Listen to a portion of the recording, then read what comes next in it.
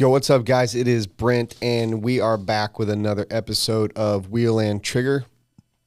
This episode, got to bring in one of my buddies, a guy that paints for me, a guy that races around us quite a bit, also on the Ultimate team, Evan Vail from Vail Paints. Great kid. He's been racing for a while, been painting his own way, really having to work hard. He's one of the top pros in the Southeast, and he's just a good kid. He's fun to be around, and his paint work is phenomenal. So, I hope you guys enjoy this episode. Make sure you like the page, smash the subscribe button, turn on your notifications, do whatever you can to help us grow this podcast. It's because of you guys that I'm able to do this and keep it going. So I appreciated it, all the support, and here we go.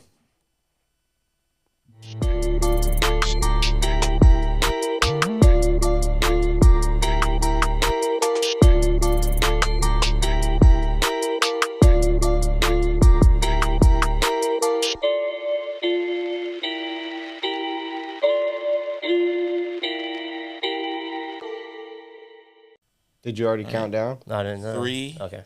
2, 1. Clap. What's up? Throw a curveball to Robert out there. That's you right. guys are live. All right. We are live. On a Well, Monday. we're not really live. Yeah. This is recorded, but we're Yeah. live recording. You can always edit it out. Yeah, I walk into the store this morning at 9, pick up a 12 or 18 pack of Yeah. Coors Light, bag of ice. Everyone looked at me like, You crazy as hell. it's fucking Monday. I know. What are you doing? I don't think I'm drinking a beer on a Monday all year. So Yeah, by Monday, I'm usually tired of drinking beer. I'm sure I'll come back down here during the summertime and drinking beer on a Monday. But Damn right. You guys have been talking about coming down and playing golf. I know. I mean, Cameron and, yeah, Cameron whole and group. Blake and everybody. yeah. Well, next time you guys come, you need to make sure you let me know. Oh, for sure. I want to play. I mean, I suck, but I have fun. So Dude, I suck. But it is what it is. we find things to do Oh, yeah. that makes it not so sucky. Oh, yeah, for sure. Yeah, I mean, Cameron and Blake, they're pretty good. I just try to keep up. So, I don't know. Last time I played was with Chuck Tutt, KB, and Spencer. Oh, really? Yeah. And I then, saw the Snapchat oh, videos actually, or it was Chuck Tutt, Cole, and Spencer and me. Oh, yeah? And Chuck Tutt and Cole are pretty good. Yeah, Cole's good. And me and Spencer were sucking. Just sucking. Yeah. So it was, it was fun. It was cold yeah. that day. It was after the fall brawl. It was just Yeah. kind of crappy. I think I crappy saw weather. those videos out there, you guys taking shots or something. Shots. We were Yeah. hitting balls off of Mick Ultra cans. Oh, yeah. And I mean, that's a good way to tee up, I'd say. so we got Evan Vail in the house, Wheel and Yep. Trigger. He drove down this morning to hang out with me and Yep. talk shop, talk racing, talk That's right. life. Yep. So how's life? I mean, it's going good. Doing the same thing right now, just painting every day and racing on the weekends. So Yeah. that's about it. I mean, we have some fun here and there, too. So, Yeah, your guys' fun, depending on who you're hanging out with, goes in different directions. yeah. I mean, normally we're pretty good, but, Fall Brawl, there was some excitement. yeah. That was a fun one. A good one to remember, at least. I Poor didn't go Dustin. out that night, and Yeah. I'm in a way I'm glad I didn't. In the other, I'm like, damn, Yeah, I you would have should've loved went. to have been there for that. Yeah, I hit everybody up trying to get y'all to come out, and I know. we got Dustin and Josh and guys like that. Yeah, didn't Poor old Dustin. was Stykeleather and them? Jake didn't come, but Joseph did. Joseph did, yeah. So I think it was me, Joseph, Cole, Drip, Josh. I don't think Spencer went. He was sick.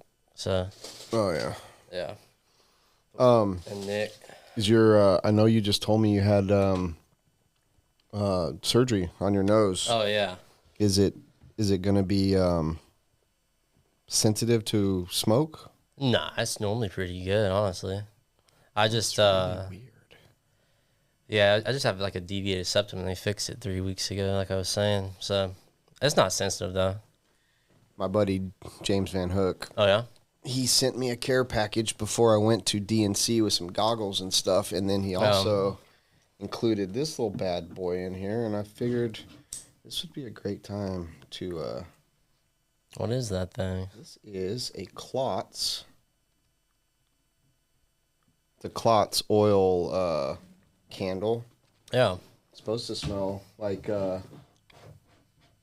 bin oil castor. Well, that's pretty cool. So we'll see. We'll Yeah. see what it does. Hopefully it doesn't set off the smoke alarms. Is that like gel in there? Yeah, it was kind of weird. Huh. Like I thought it would be a candle, but Yeah. so we'll see what it does when it gets down there. Hopefully it doesn't catch fire and blow up. But Yeah, we'll find out here in a it'll be minute. fun. We're gonna catch it on camera if, That's if right. it does. So That's cool. Never seen one of those. no, me neither. When I saw it, I was like, "Damn, that's pretty awesome." Yeah. So Sweet. yeah, man. So you in full psycho prep? Pretty much. I mean, I practiced at SMB like a week ago for a couple days, and I went to Overcash the day after too and practiced there. So pretty much practiced up. But I think this week I'm gonna prep and get everything, all the bodies and stuff painted for people too. So Yeah, you that's probably the got to plan. bring a bunch of bodies. Yeah, this year I'm actually pretty good. I kind of planned ahead, but in years past, God, like I would be stressing out the week before. I'd be painting like 40 bodies right before the race. Ugh. But I've learned my lesson. What do you like? What is your schedule on a Yeah. week when you're painting? You know, if you've got, let's just say, 100 bodies, all right? Yeah. How do you schedule it out, and how many do you normally do in a day, a week? Yeah. Well, I'm definitely not doing 100 a week. I'd kill myself if I tried Well, to I'm do just that, throwing but, a number yeah. out there. I mean, normally I'm doing like 4 or 5 a day, I'd say. But, I mean, I try to mask up like what all I have that guys sent me within the last month at the same time. So it might be 100 bodies. And then every week I'll go in and pick which ones I want to paint and basically spend one day drawing them out and masking them up and like cutting them out, and then the next day painting them. So I usually have like 2 batches per week, and it ends up being like, I don't know, 20, 30 bodies, something like that.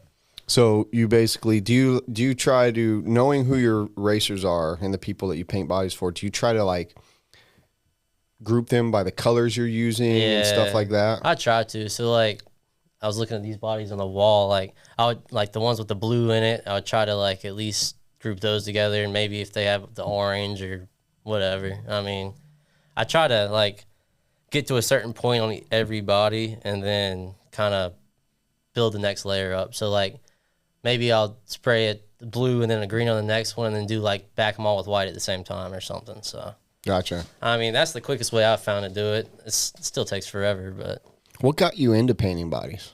God, I was thinking about that on the way here because I know that'd probably come up. But yeah, when I was like in high school, that's when I kind of started racing, and my dad was wanting me to just try the painting because my dad's an artist. So, well, he's Your like, sister's an artist too. yeah, Like, she's really good. I mean, I saw the helmet that you guys collaborated on. Yeah. That was badass. It turned out sweet. Yeah, dude. But yeah, I was just in high school and I wanted to race, but then I knew if I worked, I'd most likely be working on the weekends. So I tried painting my own bodies, and then that kind of worked out. I don't know, they were whatever.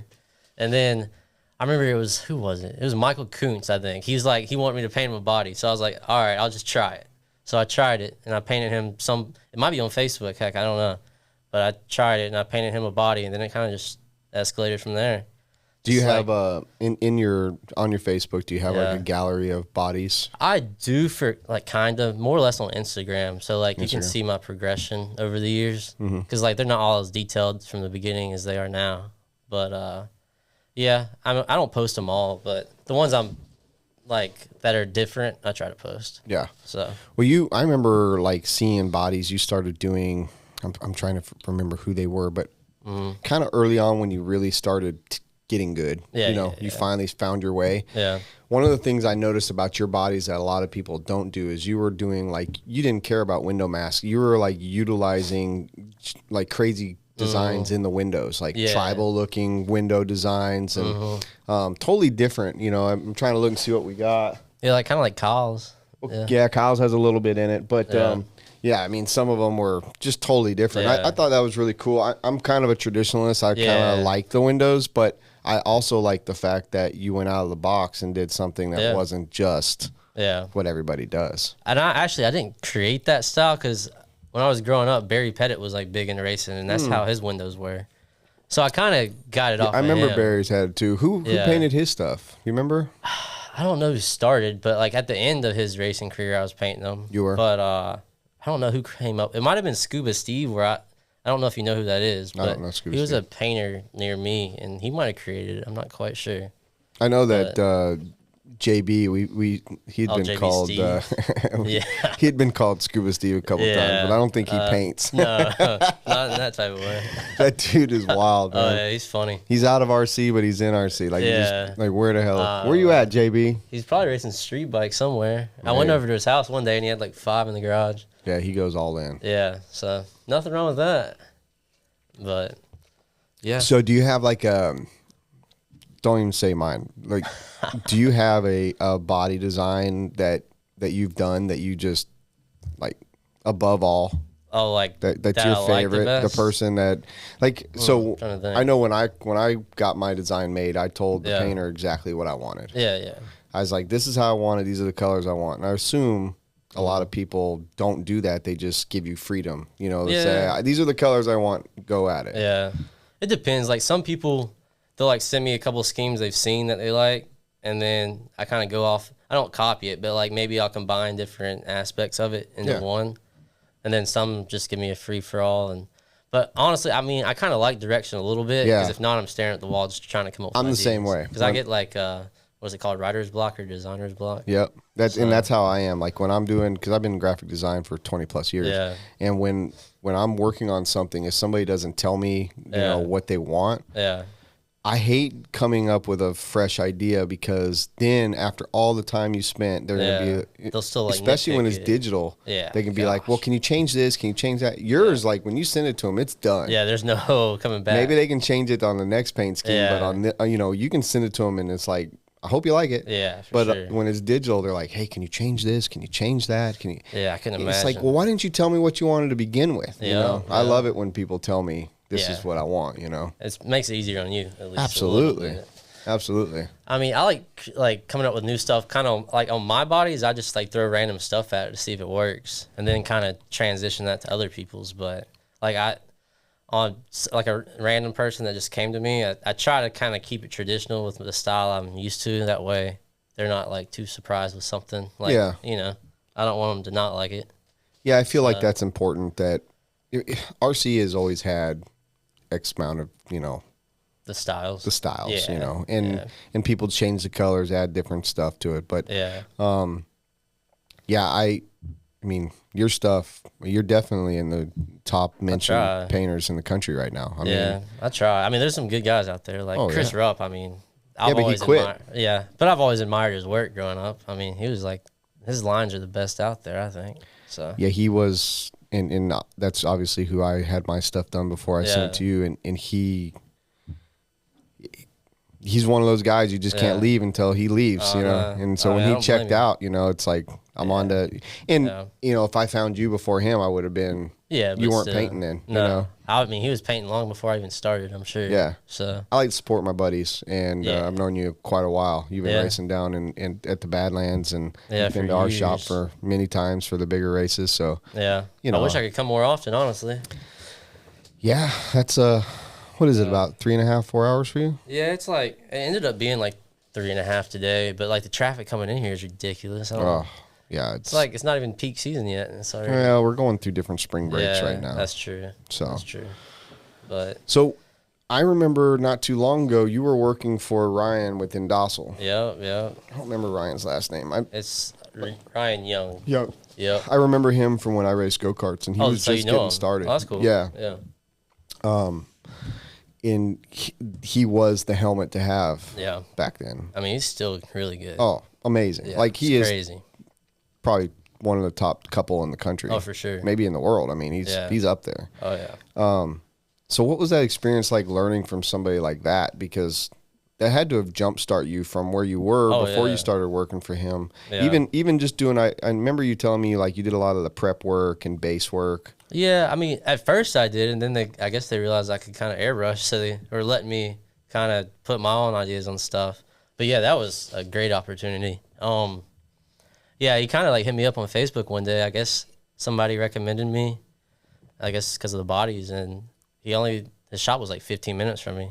Nice. So yeah, he hit me up, and I ended up taking that job, and he let me paint my bodies in his shop, like on my off time, not painting the helmet. So I'd stay in there after and just paint the bodies, which was nice because now I'm back in my garage and I'm kind of like bored out there by myself. But Right. it is what it is. But no, it was great. He taught me a lot. It was like more of like an internship. I kind of took it as. Nice. But yeah, I mean, because obviously painting a body is reverse to painting a helmet. Right. So on a helmet, you have to like spray your color first and then mask off on top of that to keep the color down, or the body is opposite. Right. So that was a big learning curve because like trying to just come up with an idea on a helmet was like my brain couldn't function like that at first. It was so trained in Lexan underneath reverse. It was. I remember they gave me a helmet one day, and I just like, because they would design different designs on the top, because I guess that's like the main piece of a helmet you'd want to see. And I just sat there for like 2 hours just looking at it, like I don't even know what the heck to do. So, but I kind of ended up watching the one of his coworkers, or my coworkers at the time, Dwayne, in there, and I'd watch him do what he did, and it kind of taught me a little bit. So yeah. But yeah, I mean, it was kind of intimidating at first going in there because I knew they were so good at what they did. Do you like painting helmets? Yeah, I mean, it's pretty fun.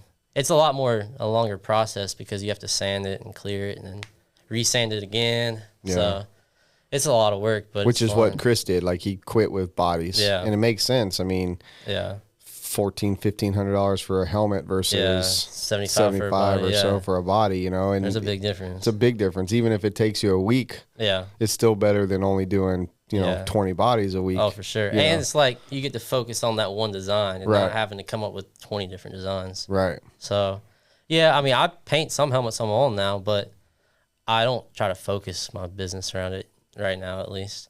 And I wasn't really trying to, like, I'm in Ryan's area, so I wasn't really trying to get all the late model guys and stuff like he does. So I was trying to do, like, more motocross stuff because he never really got into that aspect of it. So that's smart.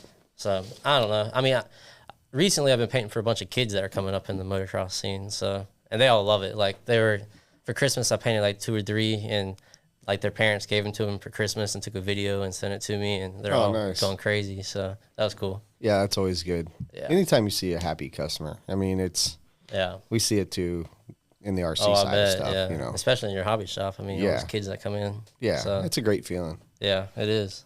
I like, sure. But with what you do, like you're giving somebody individuality, and I like that. I think that's really cool in the sense that you're like carving out somebody's. This is their look. Yeah, for sure. And you get to dictate that to a certain extent. Yeah, and that's when I worked for Ryan, that was what he was big about. It was like, I guess you see a lot of helmet painters. They like just slap a scheme on there that might have done before, and it might have not been the same scheme, but like you can kind of see their work kind of like. It's kind of relative to every single helmet they paint, and his were always like very individual for the person. Like he would come up with like a cool graphic for somebody that kind of represented who they were or something. It was just Ryan's really smart when it comes to that. I'd say just making something feel like it's your own. So you think it's about knowing the customer, or is it just? Oh, for sure. Yeah. It's about knowing who they are, what they do, maybe. I mean, he'd ask the right questions, like you're saying on the interview sheet. I should have given it to you, before. Yeah, he would ask the right questions for the people, so he wouldn't he would take ideas from them and design it and show them afterwards. Like he wouldn't give them a halfway progress picture, because then they would throw all these random ideas into them and just what about this, what about that? Yeah, so he would just take what they got and threw it all together and then show them the finished product, and 99% of the time everybody loved them. So yeah, I mean, what are you gonna do if they don't like it? Go to a different painter next time. Yeah, exactly. But this is what you got this time.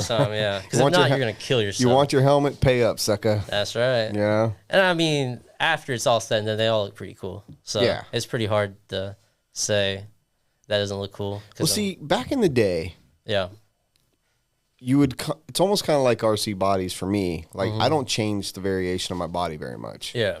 But back in the day, helmets, and that's why I do my bodies the way I do, because those are like my helmet, you know? So when I race cars, your helmet was that was you. And most racers always had the same helmet. Oh, really? That was kind of like, Yeah. You watch IndyCar and stuff like that. I grew up it's the watching. same in IndyCar now. It was always the same, Yeah. but now like you watch Formula One or NASCAR, they got a different helmet for every race. They do.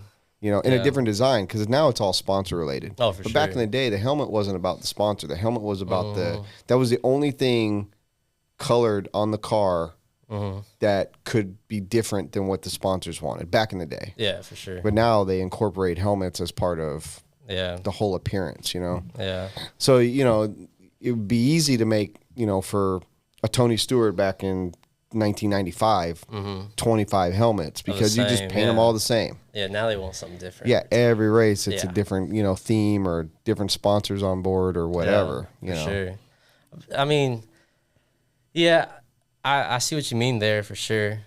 I think what's cool though is like when I painted for Ryan, I think his like cream of the crop was like all the dirt late model guys from like the Saturday night racing. They would just come in there and obviously they're all different designs, but it's like I think this putting all the sponsor logos and stuff kind of takes away from like the personality aspect of it. So yeah, the designing is maybe a little bit harder, but I think having obviously having it personalized is Yeah. where it's at. If you're spending a lot of money. All the people racing go-karts. Yeah. I mean, in go-karts, the helmet's the shiniest, prettiest thing. Yeah, for sure. Go-kart bodies are pretty plain for the Yeah. most part, you know, maybe some wraps, but, Yeah. you know, so like that helmet was the center of attraction. Yeah. And he made it big. Oh, He yeah. did really well with it. And it's funny because I've never really been to a go-kart race until like the last 2 years. And I went there after, I think I was already done working for Ryan at the time, but I went there afterwards and went to the go-kart race and like every single person had one of his helmets on. I was like, Yeah. that's crazy. Yeah. It's kind of like when I show up to RC race and see my bodies out there. It's pretty cool. Yeah. I mean, it's So- got to feel good. Yeah, it's cool. I mean, I would say the people that I mean, Kyle gave you mad props on the show, but That's cool. I would say probably most of the people that in the Southeast right now, if there's only 3 painters in the Southeast that I Yeah. know people use, and that's you, Genova, and Eric. Yeah. You know, you 3 are really the most used painters on the East Coast, Southeast for sure. I think they paint more than I do, but it is what it is. I mean, I race a lot too. So. But you're young, and they, you know, like Larry doesn't race. Yeah. Eric races, but you know Yeah. he doesn't travel a lot like you do. Yeah. You know, so Yeah. I would say, you know, as long as you're making a living, you're probably doing all right. Yeah, it's not bad. I don't know if I'll do it forever. I think eventually I'm kind of trying to put it like as like a side job, and I don't really know what I want to do full time yet. But that it'd be cool if I could like pick like 20 or 30 of my closest friends or group of guys I race with and just paint for them, and like every so many months, like they'll obviously need more bodies, so Yeah, just kind of create something like that. especially in A scale. Yeah. because A scale bodies are Yeah. all the time. And it's like I could make sure my turnaround's good for my friends. So, because sometimes it's like I'll go to a race and I'll come back. It's like with like 50 extra bodies and I didn't even expect it. Like, so, and then my turnaround time will go up another month. And it's just like people only want to wait so long. Yeah. So, I'm only one person. So, I try. Yeah, I always see that being said on. I think Eric. Last time I seen Easy put up, he said, "There's you don't offer me money. Yeah. Don't expect." I forget what he said, but it's basically like, look, here's the queue. Mm-hmm. Whenever you send it, it goes into that queue. Yeah. It's coming out as soon as the one before you is done. Yeah. So I'll get to it when I get to it. I'm painting every day. Yeah. You know, I mean, Yeah. people have to understand, send enough bodies so that you don't have to, or send it with enough time. Yeah, you know, exactly. Don't send it today and hope for it for Saturday. I know. That's Yeah. that's the worst too. Some guys will expect it like even like 2 weeks from when they send it. It's just like I have like 50 in front of you right now. So, but like you said, send enough to where like you have enough to race with Yeah. before you need more. Like when you hit the last one, yeah. send 3 more. Or like Danny Stockman's a good example. He'll like send he'll have like I'll go in his trailer. He'll have like 4 fresh bodies there, and he's sending me home with like 4 more. So it's like he's good for 6 months, but he's making sure he's good for like 6 months out from where I can paint them. So, Right. That's smart. I mean, That's what I would do with Chris. I always told him, I was like, here's my bodies. Just Yeah. send them when you're done. I've got sure. plenty of bodies. Just send them when you're done. Yeah. And then if we got close, like if we were doing something for nationals or something Yeah, like that, it'd be a I'd little be like, hey, different. we're 2 weeks out, you know. Yeah. And he'll wait until the last minute. Yeah, that's how the painters are. I mean, It's graphic I design. I'm the try, same man. way with digital stuff. yeah. I mean, I'd be the worst about trying to bring all the bodies to the races and giving them out on practice day. And I know that's got to aggravate some guys because they want to get them ready for the race. and Yeah, stuff, get them but cut out, and It is what it is. it is. I mean, you try your best to get everything out, but God, it's hard sometimes. I think it's so.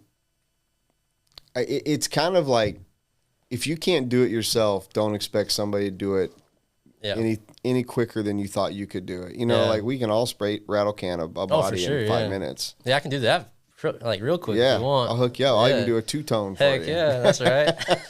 Yeah, if you want a day turnaround on a one rattle can job, let me know. Yeah. I can do that.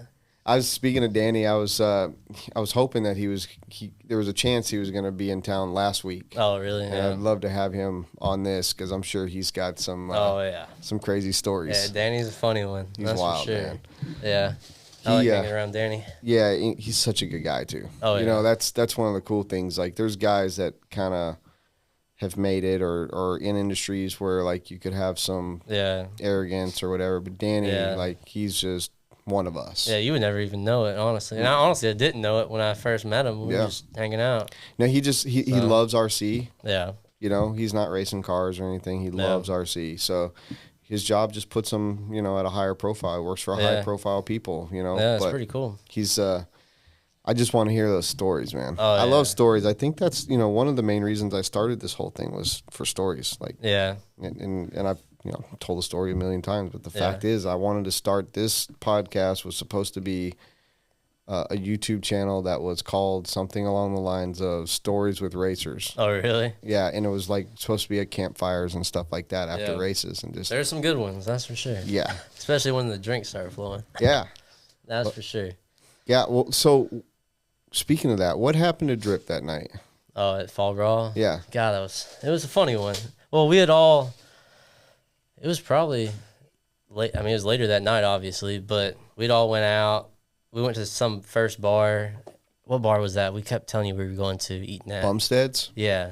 So we ate there because the food's pretty good there. The food's really good there. It's Yeah. Hook to Dagwoods, which is Yeah. one of the best places to eat in town. Yeah, me and Nick, I think we ate there every night.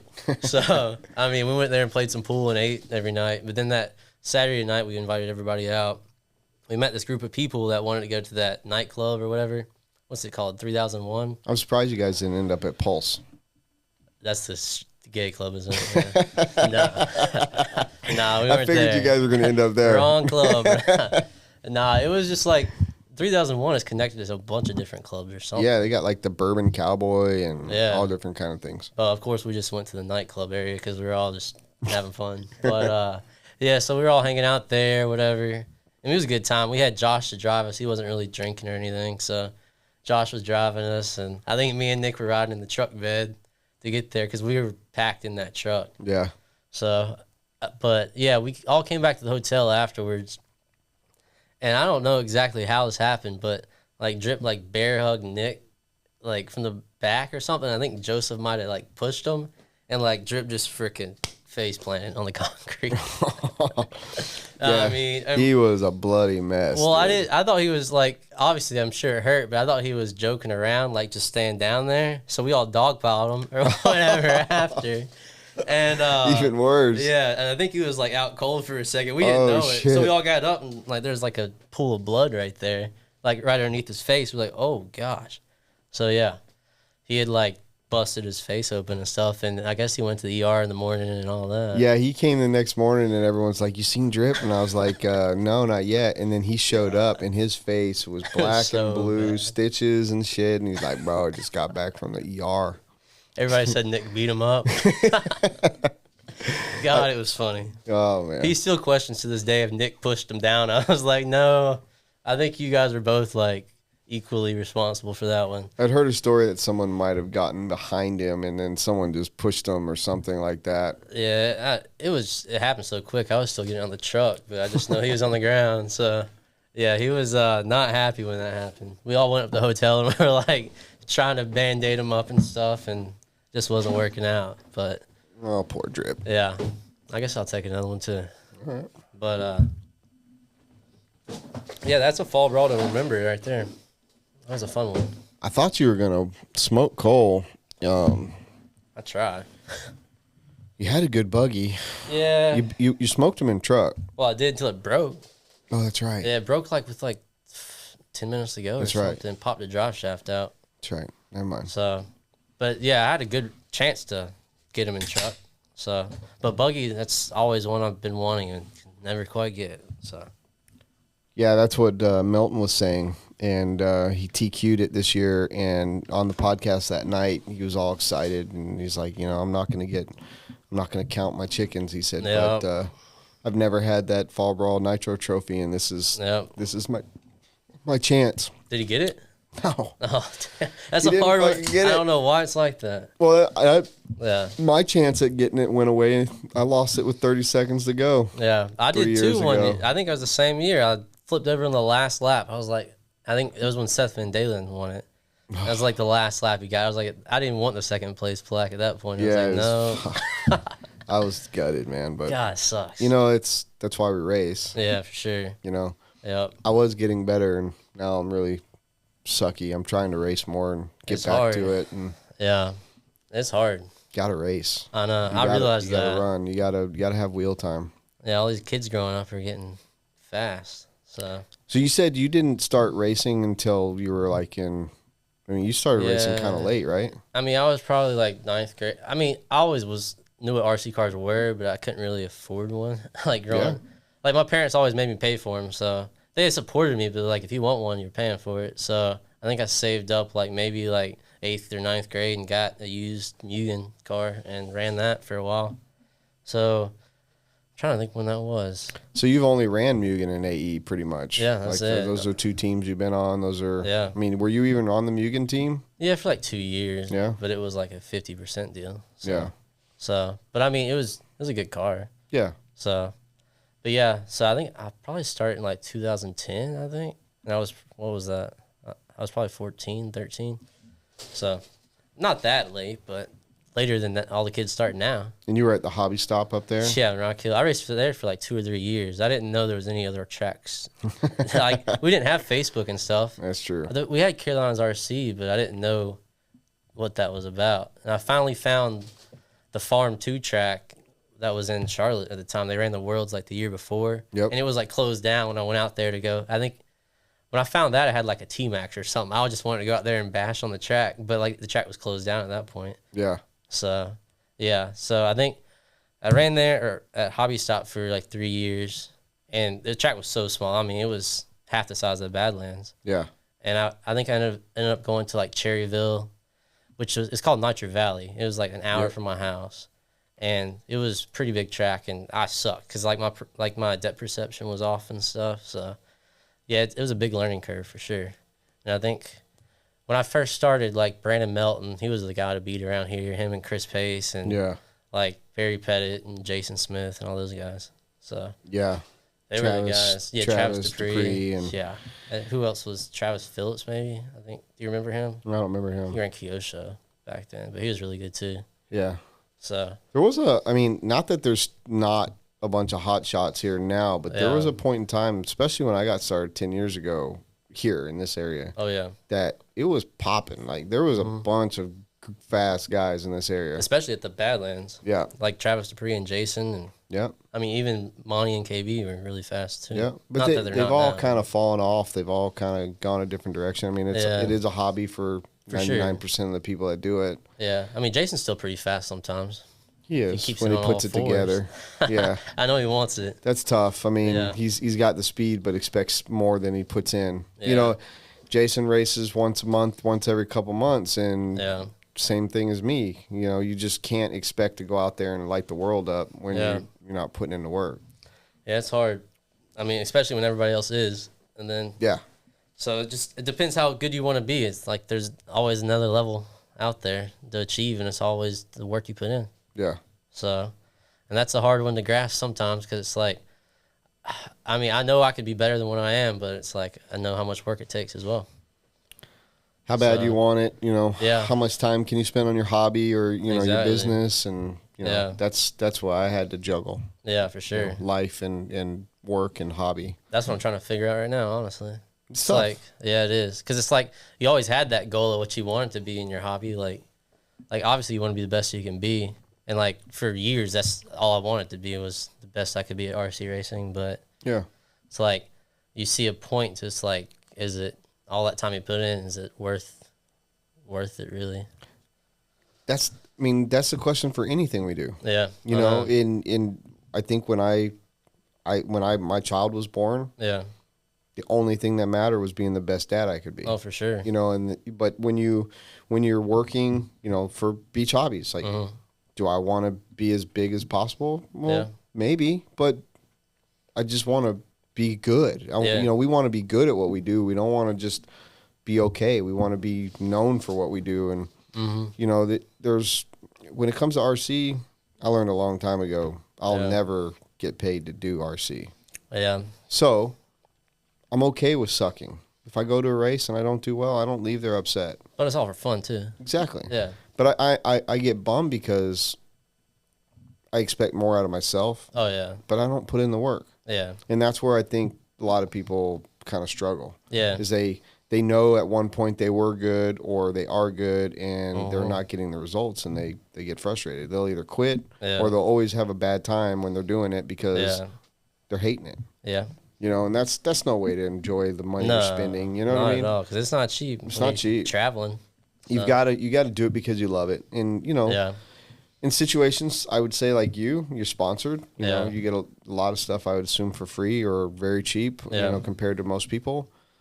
You have to perform to some extent. Yeah, to some extent. And you have to yeah. race a certain amount of times for them to, like, want to keep taking care of you. Oh, for sure. But, you know, at the same time, I've always said as long as the more fun you have, the better you'll do. Oh, yeah. And you got to keep that in perspective because you and your group of guys, you guys always have fun. Yeah, I mean, it's that's always why a I good love time. hanging out with you guys at the track because you guys aren't just there like just wrenching to the point of being pissed. Yeah, I mean, I do put in the work for sure too, but it's like at the end of the day, I know we can have fun after too. So Yeah. or at least maybe not that week and have fun next weekend. I don't know, but it's like SIC. I went to SIC this year and realized like I hadn't raced a bunch before then. I might have raced Fall Brawl, but that was probably it. Maybe and Masters. Was that Masters near Fall Brawl? I don't know. I didn't really race that much leading into SIC.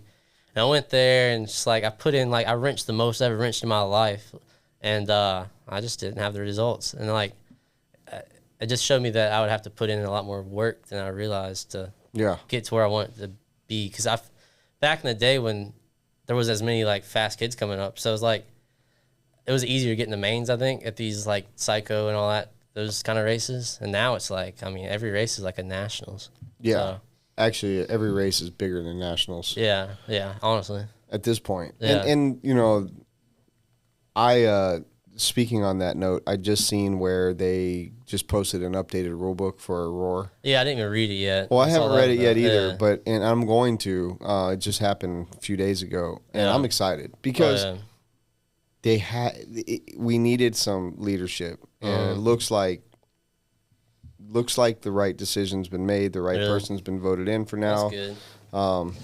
But yeah, all these races, man, Psycho, SIC, DNC, Silver State, you know, all these, let's just say there's 10 races a year other than nationals that are basically as big or bigger. For sure. I mean, Fall Brawl's a national in the grand scheme of things. Yeah, I mean, it's definitely the biggest race we have on the East Coast, like that's outdoors. That's not an indoor track. Yeah.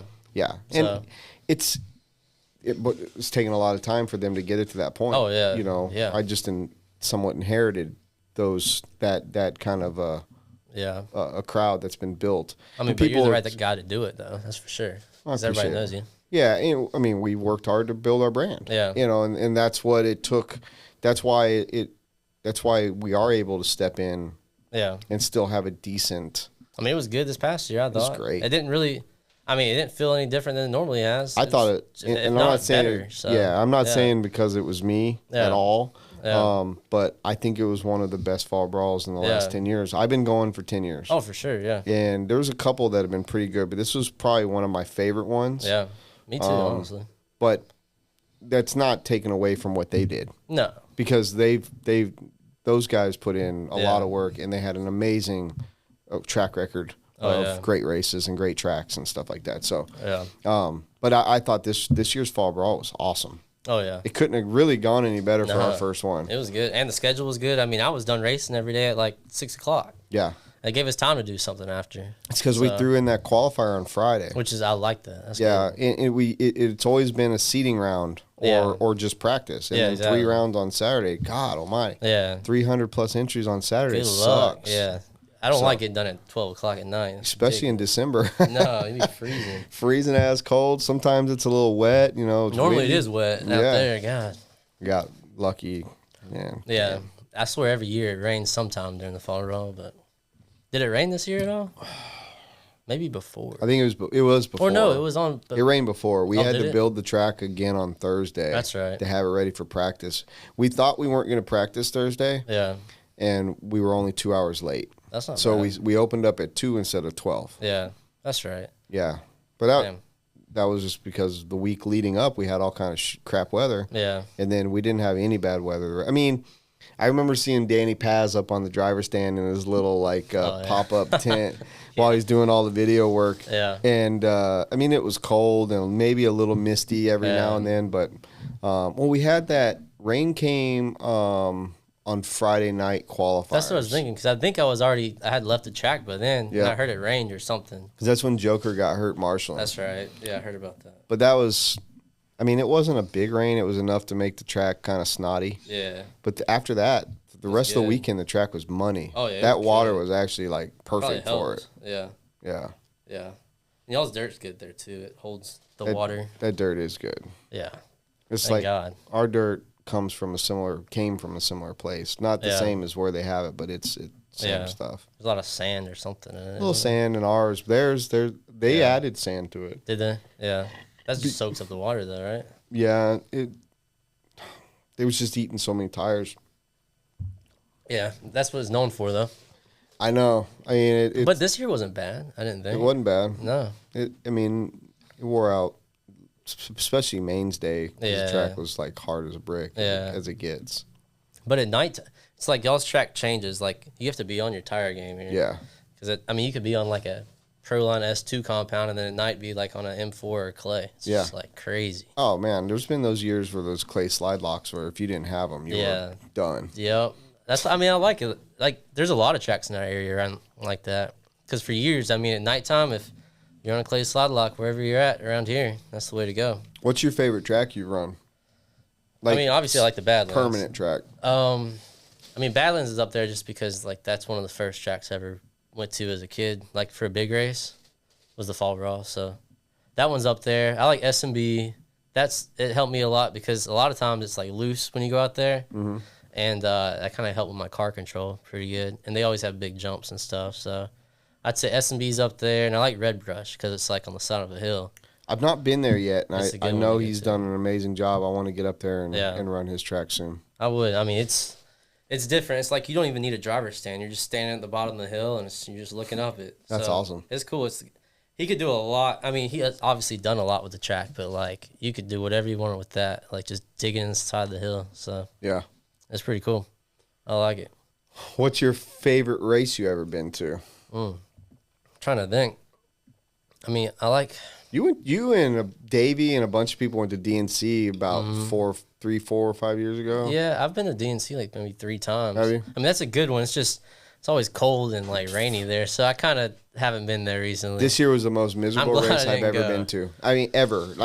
Out of all races I've ever been to, this was the most miserable race. Yeah. And I hate it for y'all because it looked like a badass track. That track was going to be money, and I don't blame. Obviously, it's not miserable because of Joey. It was just miserable because of the conditions. Yeah. God, it was terrible. What a waste of time. And I know. They did everything they could to make it to where money wasn't just wasted. Yeah, but you're still racing on a small track. And that wasn't even the problem. It just and it's raining outside. Yeah, it just was miserable. Yeah.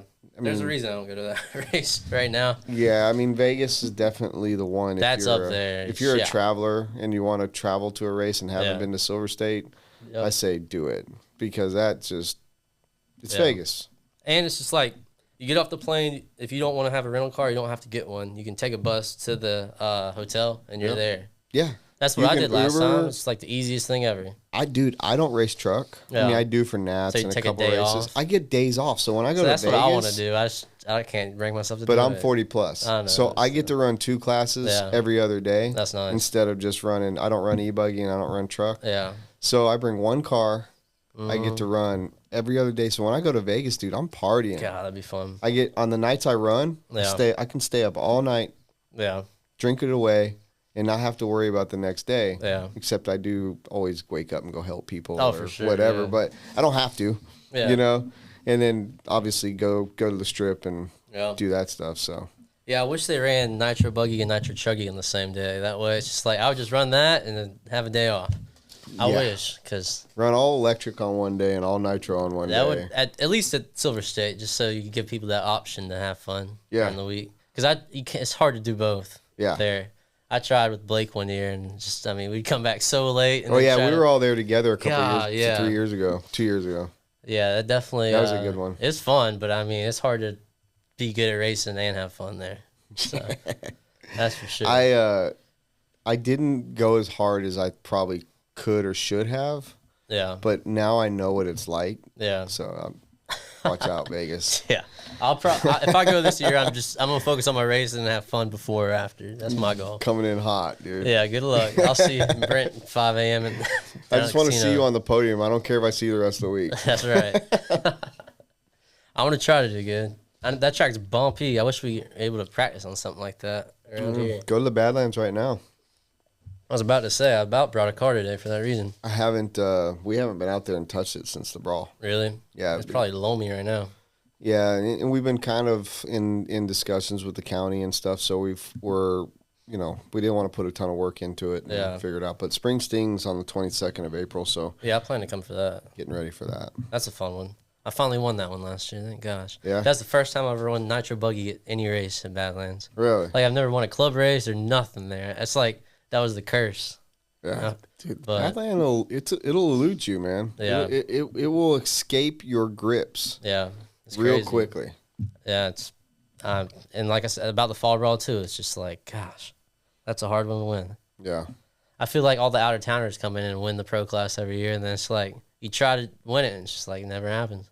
So, but to be the best, you got to beat the best. That's right. That's what makes it worth it, really. Yeah. So, but yeah. What's the biggest race you ever won? I haven't really won any big races, I don't think. I think I made some pretty big mains and stuff, but never won anything that big. I'm trying to think. No race time races or anything like that? No, I podiumed at Psycho one year in Nitro Buggy, which I think I got 4th, which was pretty good that year. Yeah. I made a couple mains. Like in Truggy, I made the main at Nationals one year in Silver State. And I think I made all the mains at all the race time races and stuff. But, I mean, like I said, this recent year, I mean, they're getting bigger and bigger. So back in the day, you'd have like maybe 4 or 5 top pros in the mains, and now it's like every single one. Yeah, well, the A main is normally Aurora National. Yeah. And the B main, it could be Aurora National. Yeah, A-main. exactly. So if you make a B anymore, yeah, at the race time or the dirt races, you're But no one wants to be in the B though. No, but the people still, that are in there are people that make A's. Exactly. In most places, so it's pretty insane. And I always told it's funny like.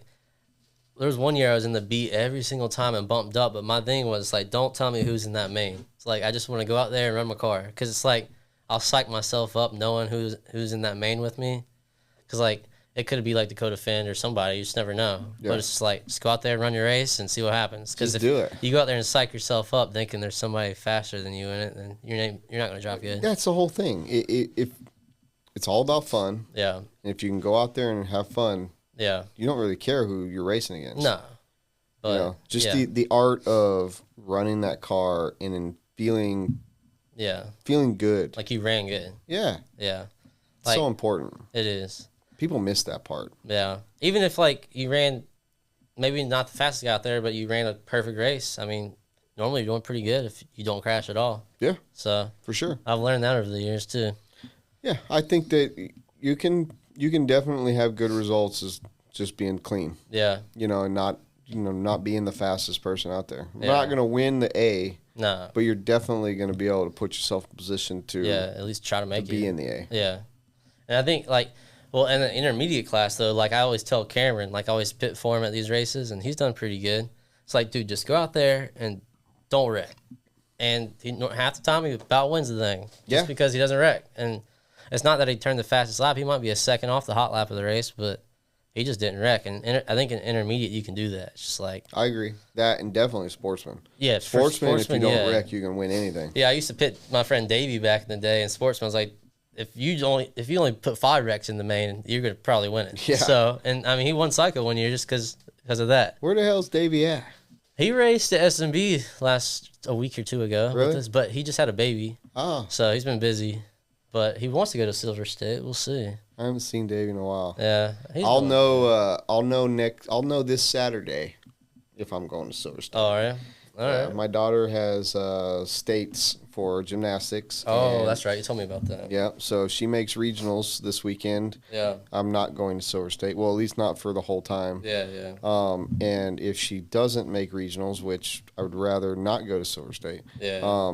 then I'm going to Silver State. Gotcha. So we'll see. I'll know more this weekend. I hope she's been killing it. Yeah. so. Well, hopefully they do good. So. Yeah, I'd much rather not go to Silver State and Yeah. she make regionals For because sure. it's that same weekend. Where's that at? I'm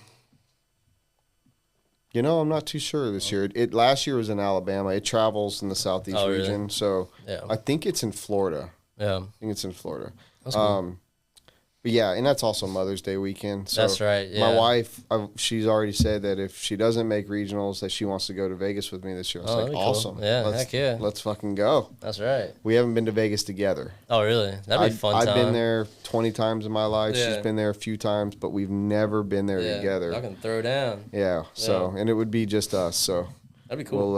we'll, it's kind of a win-win for me. Yeah. I'm either going to enjoy Yeah. regionals with my daughter or Vegas Yeah. with my wife and all my Sweet. buddies. So, yeah. Well, I guess I'll find out if you're there or not. Yeah, We'll see. everyone will know this coming weekend. Yeah. This should be released by Friday. So, Cool. hopefully, Yeah. we'll see. Find out. Yeah. I'm pretty sure I'm going. Like, I haven't 100% planned it, but I think I am. So, I mean, I'm doing nationals. But Now's the time to buy a ticket. yeah, it's cheap right now, right? Yeah. Yeah. Somebody told me the other day, and I would like to fact check this. This might be a Robert thing. Robert, the producer over there, what's up? What you got for me? I want you to tell me when is the absolute best time to buy a ticket. Because somebody told me the other day that waiting like within 3 weeks and buying it on a certain day, it's cheaper. Tanner Denny told me that. Really? So, what is it exactly? You wait, what? Well, and that's what I want to know. Like, let me bring it up real quick. Let's see. That would help out. But I don't know if it's true. Yeah. This is just a Tanner Denny thing. Well, Vegas is normally cheap to go to, anyways, right? It used to be. Yeah, I Shit mean, ain't cheap no more, bro. it was a couple years ago. Probably not now. I got an article here stating between 127 to 21 days before the trip. Really? 127 to 21 or 121? No, 127 to 21 days. Holy shit. So your three- 3 weeks out is probably where that came from. Oh, okay. So we Let's still see got it. a little time. Wow, Let's this see. has a chart for different places in the world about how far in advance you'd want to book. Really? He said 14 days before you leave are the best time to buy a ticket, and it's not just the flight, it's the hotel, car insurance, whatever. Really? We were talking about travel and stuff like that for Yeah. S-Works, but That's cool. 14 days is what he said. I call bullshit. Yeah, I don't know. But I can see where I always was told, like, on Tuesdays. Yeah. Buy tickets on Tuesdays. Why is that? I don't know.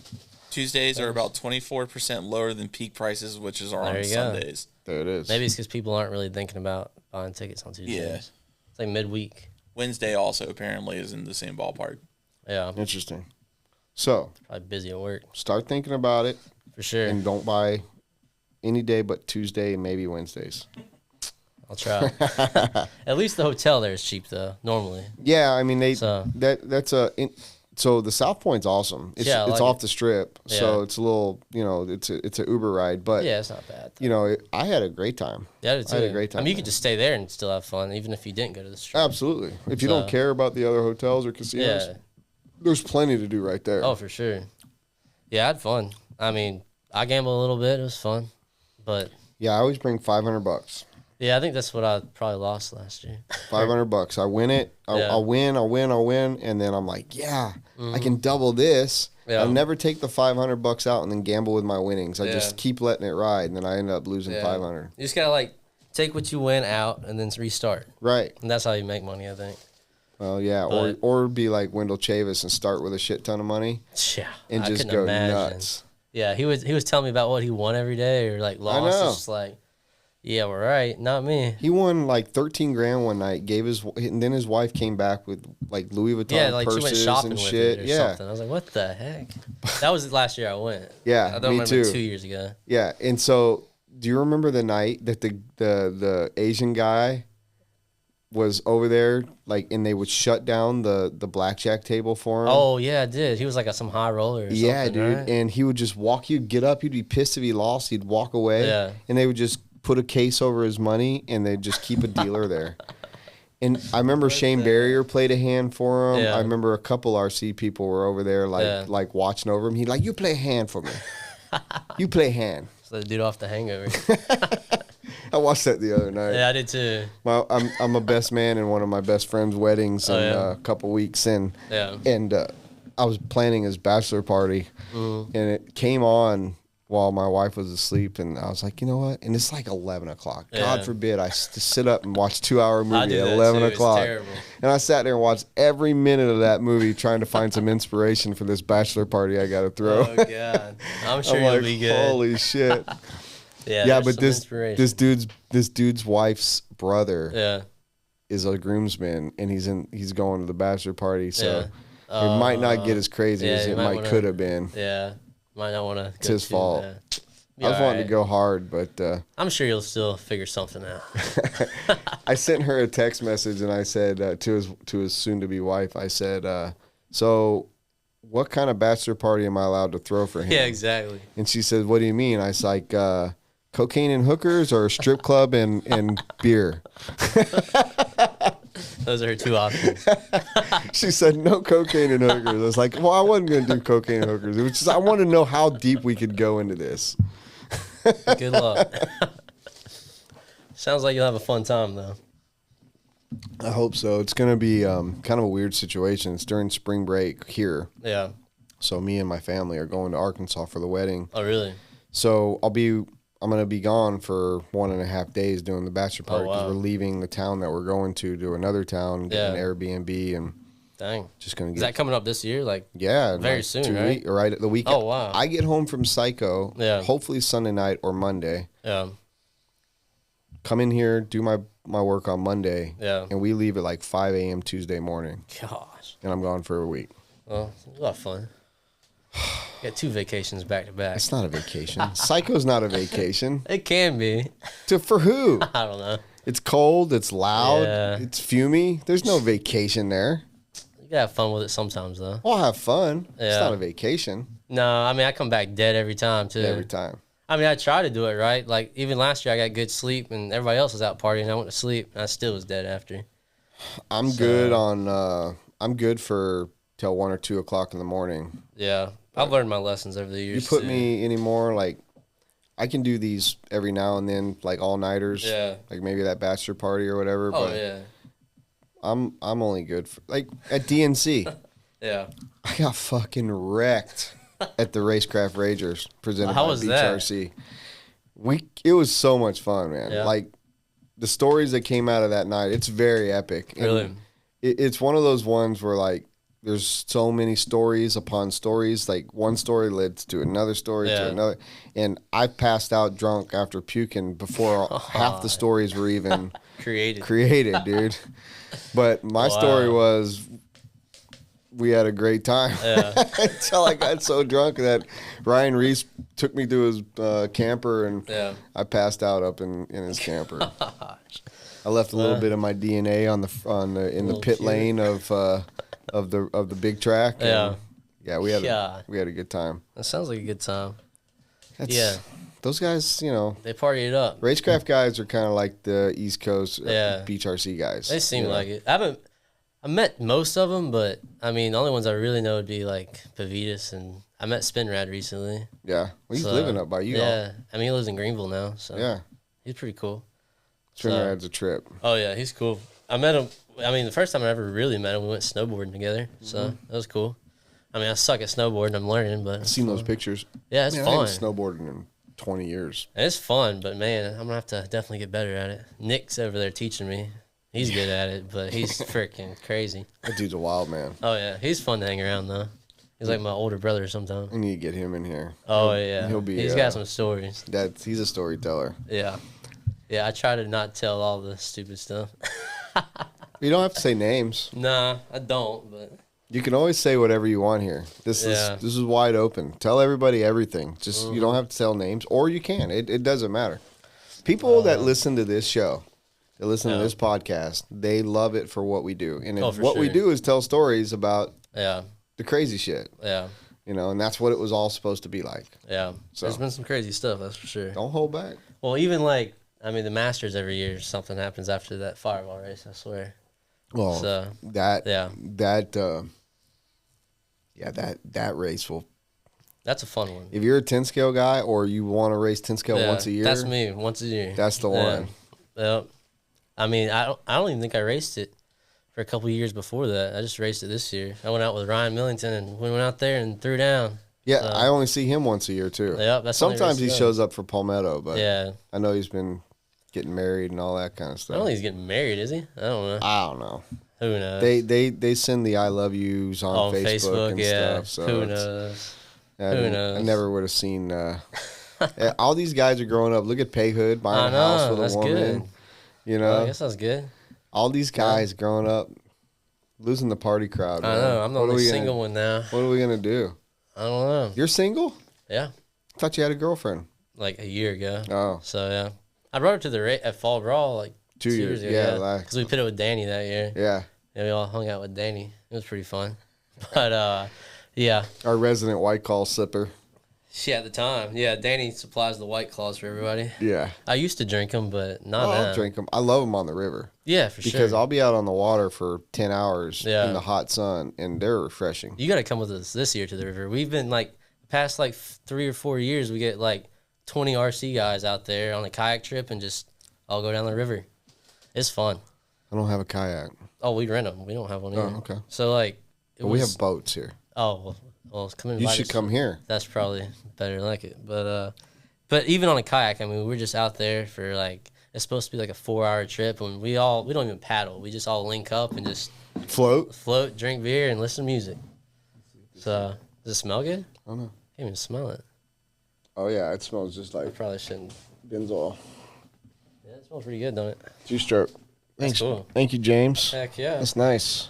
I like that. Something different. Adds a little bit of flavor to the room. Yeah, that's sweet. Yeah, but those shots, feel free to drink. I don't know. We'll see. I'm gonna probably stick to beer, honestly. Yeah, I gotta chill out on a Monday. So, are you the youngest sibling? I'm the oldest. Oldest. So your sister's younger. So Natalie's 22. She's 3 years, and then Taylor's. Oh, you got 2 sisters? Yeah, I have another. My youngest sister is in 11th grade, so she's about to go to prom. She was getting all her stuff ready yesterday. So, are you a protective brother? I try to be, but I mean, I feel like Natalie's more. It's funny. We went out to the bar the other night, and Natalie's like, got some dude made some comment or something, and she got all aggressive on him and stuff. I was like, what the heck? It made it like a comment towards her. Yeah, and she didn't like it. I mean, she'd been drinking a little bit, but I mean, we all have a good time. So, do you party in Greenville or Rock Hill? Because you live in Rock Hill. Yeah, I live in Rock Hill. I mean, we'll go to Charlotte sometimes with some of our friends, and then if we're racing at S&B or something, we'll go out with Nick and everybody in Greenville. So I like the Greenville crowd a little better, though, honestly. Greenville's pretty nice. It's kind of pretty cultural down there. Yeah. They painted the concrete and asphalt I guess, and all kind of crap. I don't really pay attention to all that, but yeah, they've gotten a little bit for a southern state, they gotten a little bit crazy with their politics. Like, Yeah, maybe. but I think Asheville's worse though. oh, I don't go there. I don't go to Asheville. That's I mean, like I went Charleston. Once. Yeah, I don't go to Charleston either, man. yeah. It's too artsy for me. Yeah. I mean, Greenville's not bad though. They have just like a bunch of spots for I think people like in their mid-20s and 30s. Yeah. So it's pretty cool. Like all the bars are like up on hotels and stuff. So You ever been in Nikita's? if I have, I couldn't tell you. I'm not sure. What is it? Oh, it's a very, very terrible strip club. Oh no, I haven't been there. You Man. told me about that though. Yeah, and there's some stories that other people could tell you that I wouldn't even be able to comment on. But Yeah, I've heard a lot of great things about that place. I think you tell me that story every year. Yeah, the fireworks story. Yeah. Oh my God. Gosh. Well, you should go sometime around 4th of July and check it out. Is that just a 4th of July special? No, we asked for it after 4th of July and still got the same special. Oh yeah. No comment. Yeah, no comment. Fireworks are awesome, Nice. especially inside. That's right. But it's a BYOB, so Yeah. just be prepared when you go to Nikita's. nice. They do have we did do some, it's not a K1, but they have an indoor electric go-kart place there. Oh wait, at the strip club? No. What? Now that is a concept I could get behind right there. That would be an interesting one there, wouldn't it? You guys comment below if Yeah, you want for me to real. start looking into opening up a strip club with go-karts, because I might could make that happen. That I is mean, a that's fucking different, great right? idea. That's a good idea. Wow. And good food. That's right. I mean, that's a whole day experience there. Wow. Day and night. That just might have started a $1 billion concept. I don't know. Take like my 1%. Yeah. Yeah, no, you'll have to just quit painting. You'll have to work. I'm good with that. You can be the liaison of the El Strippers. Yeah. God. So wait, but what go-kart track were you talking about before I that? don't know the name of it, but I smoked everybody. And how'd that come up though? Was that? Because it's in Greenville. Oh, okay. Yeah, because I done some dirt oval races up there that Yeah. I put on, the Yeah. score series. And one night it rained out at Easley. Okay. Not rained out, but like we couldn't practice. So Yeah. all of us took off and left towards that go-kart place. And Oh, sweet. I didn't even know there was one in Greenville. there's at least one. There's two. I think there's Really? a K1 and there's a non-K1. It's like a non-franchise. I'll have to try it out. The non-franchise one's the one we went to. It's nice. Yeah, because I was hanging out with Cole the other weekend. I was like, I wish there was a go-kart track right here. And we were in Greenville. We didn't know it. Yeah. So Yeah, I saw you guys were all up there practicing SMB.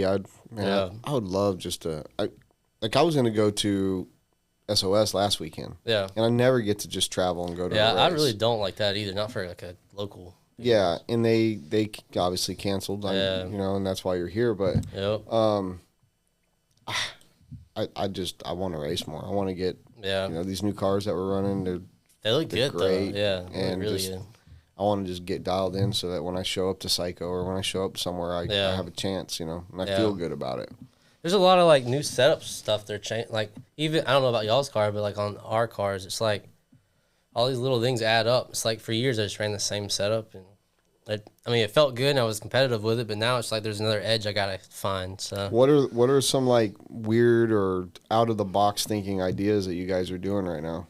I mean, the other day at SMB, like I would just go out there and run a tank and try something and go back. I mean, and Cole would sometimes tell me like ideas as well and drive it and see how he thought it felt. But like, I think the other day, my car was kind of had like a weird push to it, so I kind of went down on front diff a little bit, and then he told me to take some rear toe out, so I did, and it made it a little quicker and rotation wise, but it was too quick. So I went down on sway bars to compensate, and then like a longer rear link, and the car was pretty good. So. Nice. I don't know if it's gonna work at a big race, but we'll So find was the out. track loamy? No, it was like hooked up. Or was it? Yeah, so that's the only reason we were at SMB, honestly, because it's like SMB is normally like underwater. So that day it was pretty good. Like we had raced on Saturday, we practiced on Sunday, and it's like I was like, well, why don't we just practice on Monday too? So that's what we did. Nice. So it was good. But yeah, like freaking, I went up to Nick's Friday night, and Cole was like there already, and the track was like underwater, and poor old Jamie, he was out there in his bare feet, like raking it off. And we were at dinner. He's like, I guess the only guy helping him bailed. So he called us like, "Can y'all come help?" And then Cole's like, "Yeah, we'll come out there. We'll come out there." So we went out there, and Cole saw. He's like, "Well, I'm gonna go back to Walker's." So he left me and Nick out there, and it was like 12 o'clock at night, and we got out there in our bare feet, and we're sweeping off the track, the mud. And Nick's like, "There's no way the track's gonna be ready," and I guess they got it ready. So Wow. it was crazy because that track was Especially destroyed. just for practice too, right? Well, no, or we do you have a raced club Saturday, race? Yeah, but I'm telling you, that track was underwater. I have pictures of like it was terrible, but it soaked it in that night, and they rolled it in the morning. So, Wow. but it's funny working out like on the track with them because they're all on their bare feet. I was in my bare feet. It was just like whatever. So I mean, it's either that or yeah, fucking rain boots and galoshes or We whatever. didn't have all that. So, but it's always a good time at that track. I mean, even like during the summer, we'll go back to Jamie's house and like cook. Like they're great cooks, so we'll go back and cook and hang out at the pool all day. He's got a pool, so. Well, I plan on being at the May SOS there. Oh really? I think so. I think it's That a should be a weekend good that I one. should be there. Is that the first one or is that the second? Well, it's there first. Oh really? Let's see. I'm not sure. Let's see. Because I think they're supposed to run it. It's the 20th. May 20th. So I'll be there. Yeah. I plan on being there. Yeah. Is that the first one? Like, if they don't run it this weekend? Well, it would be the first if they don't get in this weekend. So I Yeah. don't know what the weather looks like down in Loganville, but Yeah. Yeah, I don't know. I think on Saturday it's supposed to rain again. So I heard they're just gonna bring it to the end of the line. That's what I heard. oh, okay. Well then, So, because I'm not I gonna have be a able to chance. make it this weekend if they do have it before Saturday. yeah, I can't make it either. Last weekend I had a chance. Yeah, But it's I just don't. too. I mean, for you, it's got to be even longer of a drive, right? I mean, I don't even know. Like 5 I hours. didn't even look. Yeah. I was just gonna jump in my truck. I Just wasn't go. taking the trailer or anything. I was just gonna go race. Yeah. Well. And but I'm kind of in a way hope it gets canceled this weekend because Yeah. that way I might be able to make all of them. But also I like racing more when it's warm out Yeah, for sure. because I don't really care if I sweat. No, I'd sweat rather all be day, 100 dude. degrees than 40. Yeah, I like So little amount of clothes, sweat. yeah, I don't like to mind be it. bundled up and freezing. I hate No. it. It's I moved here from Colorado for a reason. Yeah, I mean it's about over. Thank God. Yeah. So I'm ready for some good. It's supposed to beach be like days. 80 here this Is it? weekend. It's like 40 out there right now. I know. But it's supposed to be like Terrible. 80 this weekend. That's good. Thank God. Yeah, I love going to the beach Yeah. all the time. Just go out there and hang out. That's where I had that one idea about running the car in the water. Remember that? I told Walker about that. You told me all that stuff. Yeah. I had been drinking that night, and Yeah, I I don't know. remember it all. Yeah. But so I asked for this a week ago, and he brings it to me. He's like, "Here you filled it go." out, I was like, "How are we supposed to research more about you that we don't know? I didn't know it was a research project. I thought it was just like a What the fuck did I ask you for it for? What, do you think we were gonna yeah, just read it off. show you know? everybody? Yeah. No, I wanted to know more about you. I wanted to be able to like do some research, I mean, normally I just paint and race. That's about it. paint and race. That's about it, really. I mean, I play golf and go out and have fun with my friends, but Yeah, but you're not good at golfing. Are you No. good at mountain biking? I'm not bad. But I haven't done it in a while, just because at one point I broke both my wrists, so I wasn't able to mountain bike. So Oh, my man. friend's been borrowing it for the last year, so I haven't mountain biked in a while. But the snowboarding was fun. That's what we did. Like we went out there like 4 or 5 times this winter. It was Nice. fun. You so- going up to Boone or Yeah, it was like what's it called, Beach Mountain? Snowshoe, Beach Yeah, Mountain? that's fun. I mean, I'm not really like I go down on my heel. I can't really figure out my toe edge yet, Yeah. but I'll figure it out. Are we going for 3 right now? I guess so. I'll go for 3. Bro, it's Monday. We got to get this week started off right. Not gonna work tomorrow. Robert, you need a beer? No, I'm good. Robert's the producer, but he's still a sissy. It's all good. It's all good. Oops. He might Put drink the some of candle that out. Jim Beam Fire The peach. or peach. Probably pretty good. That's the Dakota bourbon. Oh, on the right. It's really good. I'm gonna pass on that today, but I'm sure it is. And that tequila is so good. Is it? God, it's so good. Nick had some it was from a girl that works with him, and she's from Mexico, and I guess they make it down there, and she brought it up. It doesn't even taste like tequila. Where's he work?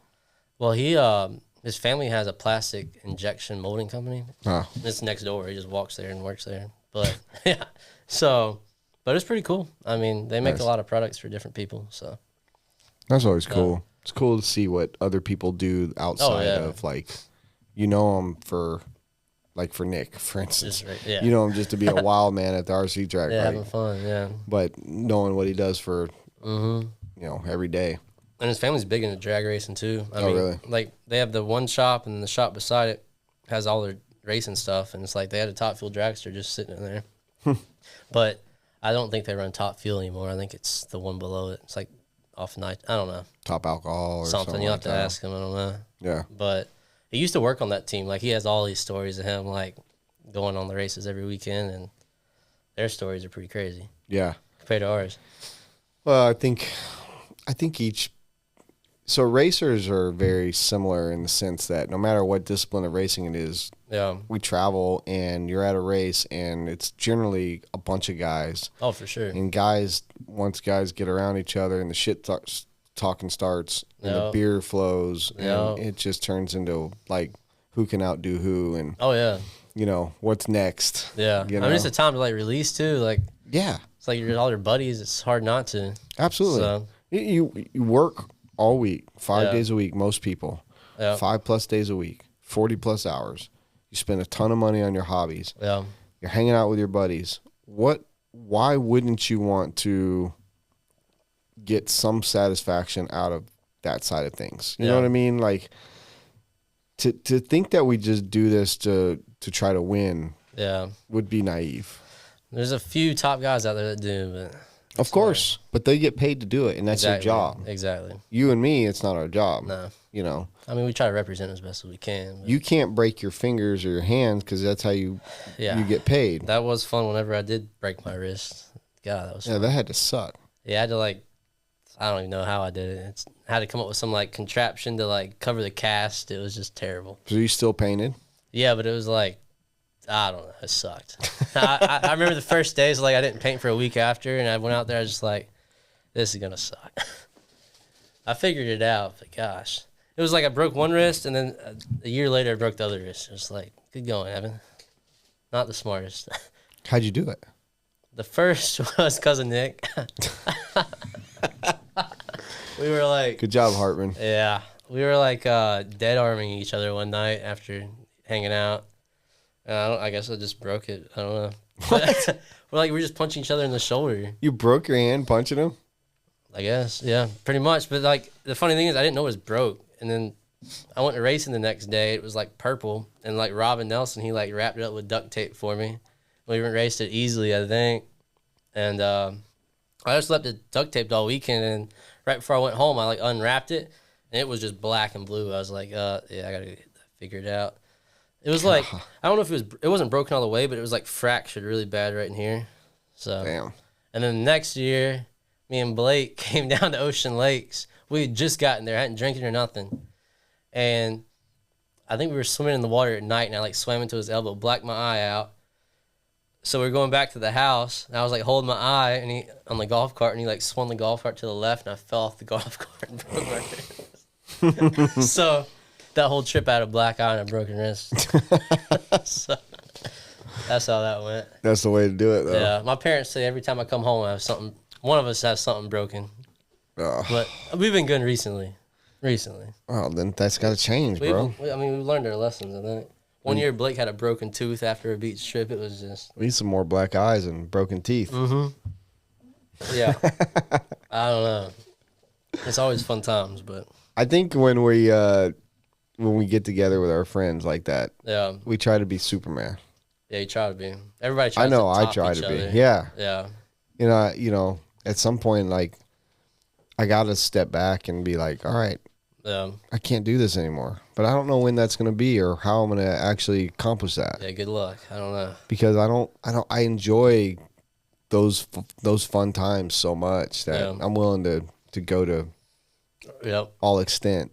It's fun, though. I mean, you don't really reap the repercussions until after the night. You're like, well, Yeah. shouldn't have done that, but Well, I'm married, so I got to even be extra careful. yeah. But And not only am I married, she's like the boss.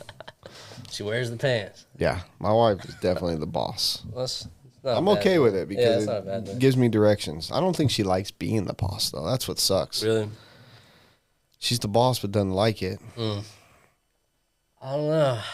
I'll figure it out. Yeah, you got time. Yeah, I'm young. How old are you? Young enough to know. You got me by like Old 2 enough years, to not right? care. Or is it the opposite? Old enough to know and young enough to not care? I don't know. I don't know. I got you by a couple years. I don't know. We got a bathroom break scheduled for this? Or? Yeah. Well, it wouldn't be a podcast episode of Wheel and Trigger if someone didn't get up to go take a piss. So I mean, I was going to say something before we started. Like, hey, if you got to go, just let us know. We'll take a rotation. yeah, go ahead, I man. guess I'm going for it. It's all you. I'll talk about some jibber jabber while you're gone. All right. I'll be right back. Well, we can hit the Wheel and Trigger the piss classic. We can talk about sports. No commercial breaks. We don't do commercials. Bring up his Facebook page Okay. and go to his photos. Let's see what we can see in bodies. Let's show people his body work. Okay. He says he puts more on Instagram, but I mean,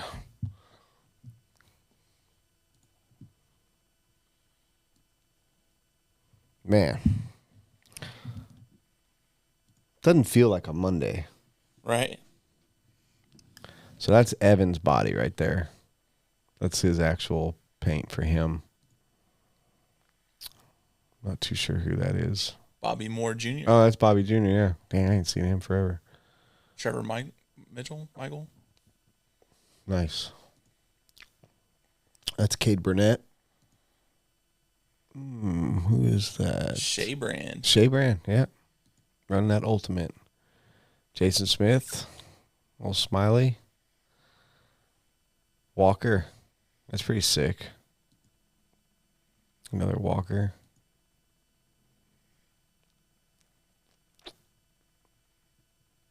That's just Evan. Keep going. Ryan Lutz. Yeah, he does Ryan's bodies. That's good.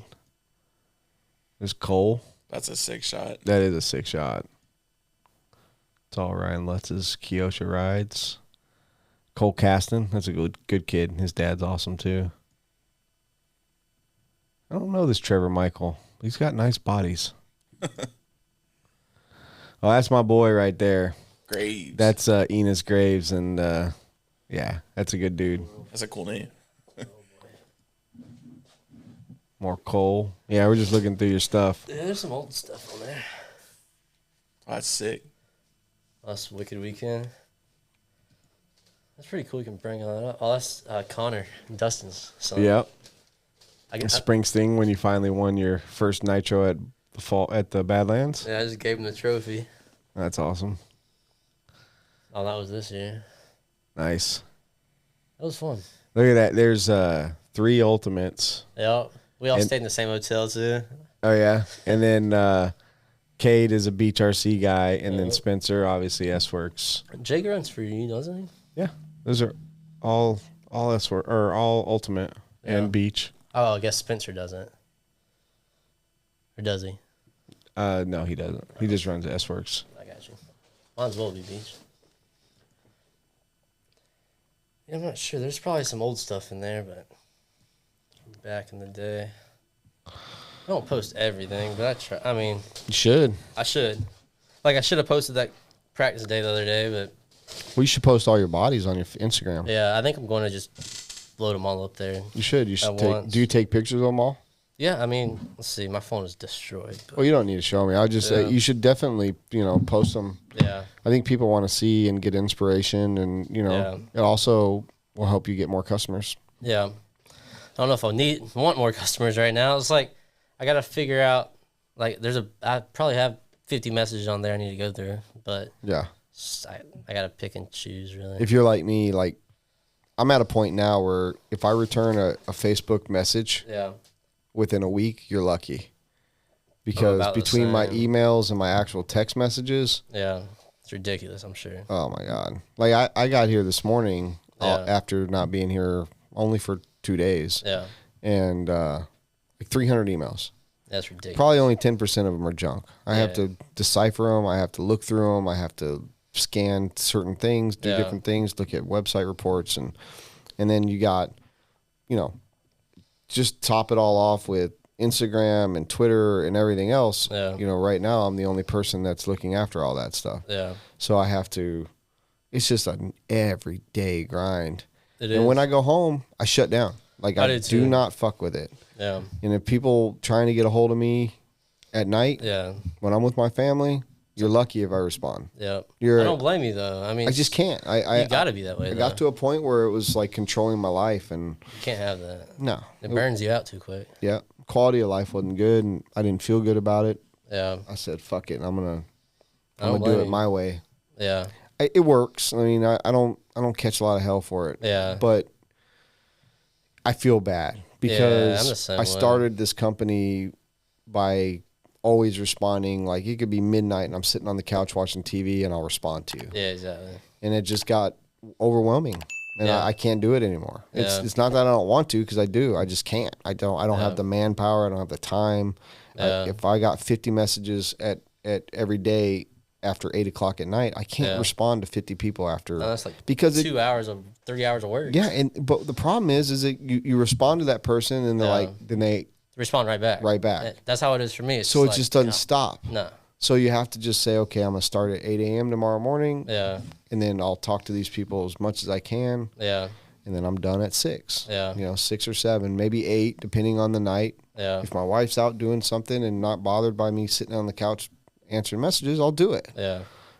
But family, a couple years ago, it dawned on me, like, I have got to do better. Yeah. Not just work or family or what. I had to do better by life. I just had to be a yeah. better person, just be a better dad, better husband, better Yeah. boss. And I'm not good at it all still. It's hard. Still trying to Can't learn. even imagine. I mean, you have a lot more going on than I do. But even like the messages thing for me, I probably have a quarter of what you got. But it's just like you said, it's like you start a message with somebody, or like you reply to somebody, you reply right back. And it's just like, Yeah. I mean, it could only be like 20 different guys, but it might be 2 hours of them like trying to decipher what they want. Doesn't stop. No. So, like I said, it's like eventually my goal is to maybe either get another job and just put this on the side and like have my 20 guys, 30 guys that already know what they want. It's just like I send the bodies, I paint them, and send them back. But I don't know. We'll see. Yeah. So, You got to just kind of lay that groundwork. And Yeah. that's just what it is. And if painting's what you want, I know you said earlier, it's not what you want to do forever. You just don't know what you want to yeah, do. exactly. I don't know. But while you're doing it, you got to lay that groundwork and tell those people your body has been received. Yeah. Thank you for, the inspiration or the, Yeah. the whatever, the art design concept. Mm-hmm. You're number Yeah. 57 in the queue. Yeah. Or, That's what I need to make. I'll Like, get these back to you as soon as I possibly can. yeah. I try to, You know? I don't have, like, I need to make a list of them all to show them where they're at. Like, I've seen, like, like Easy Customs or Eric and all of them do it. It's just like, I guess if I had a list of guys, they'd know where they're at in line and go from there. But normally, like, I keep it to, like, I don't take in too many to where it gets to the point where people are asking about them. Like, it might be, like, within a week of them asking that I'm actually going to paint it. So normally I'm doing all right. If I can keep it a month, turnaround time, I'm fine. But Yeah. once it gets over that, everybody's always like, "Are you even like you forgot about me or this?" And it's just like, no, I'm getting there. Yeah. So, Who do you think's your highest profile driver that you paint for right now in RC? I mean, definitely Lutz and Ogden. I mean, they're definitely up there. Yeah. And I painted for Ronald Folk for DNC. I mean, I don't think DNC went the best for him, but obviously he's one of the best out he there is one of the for best sure. out there. So, yeah, it was cool to paint for him.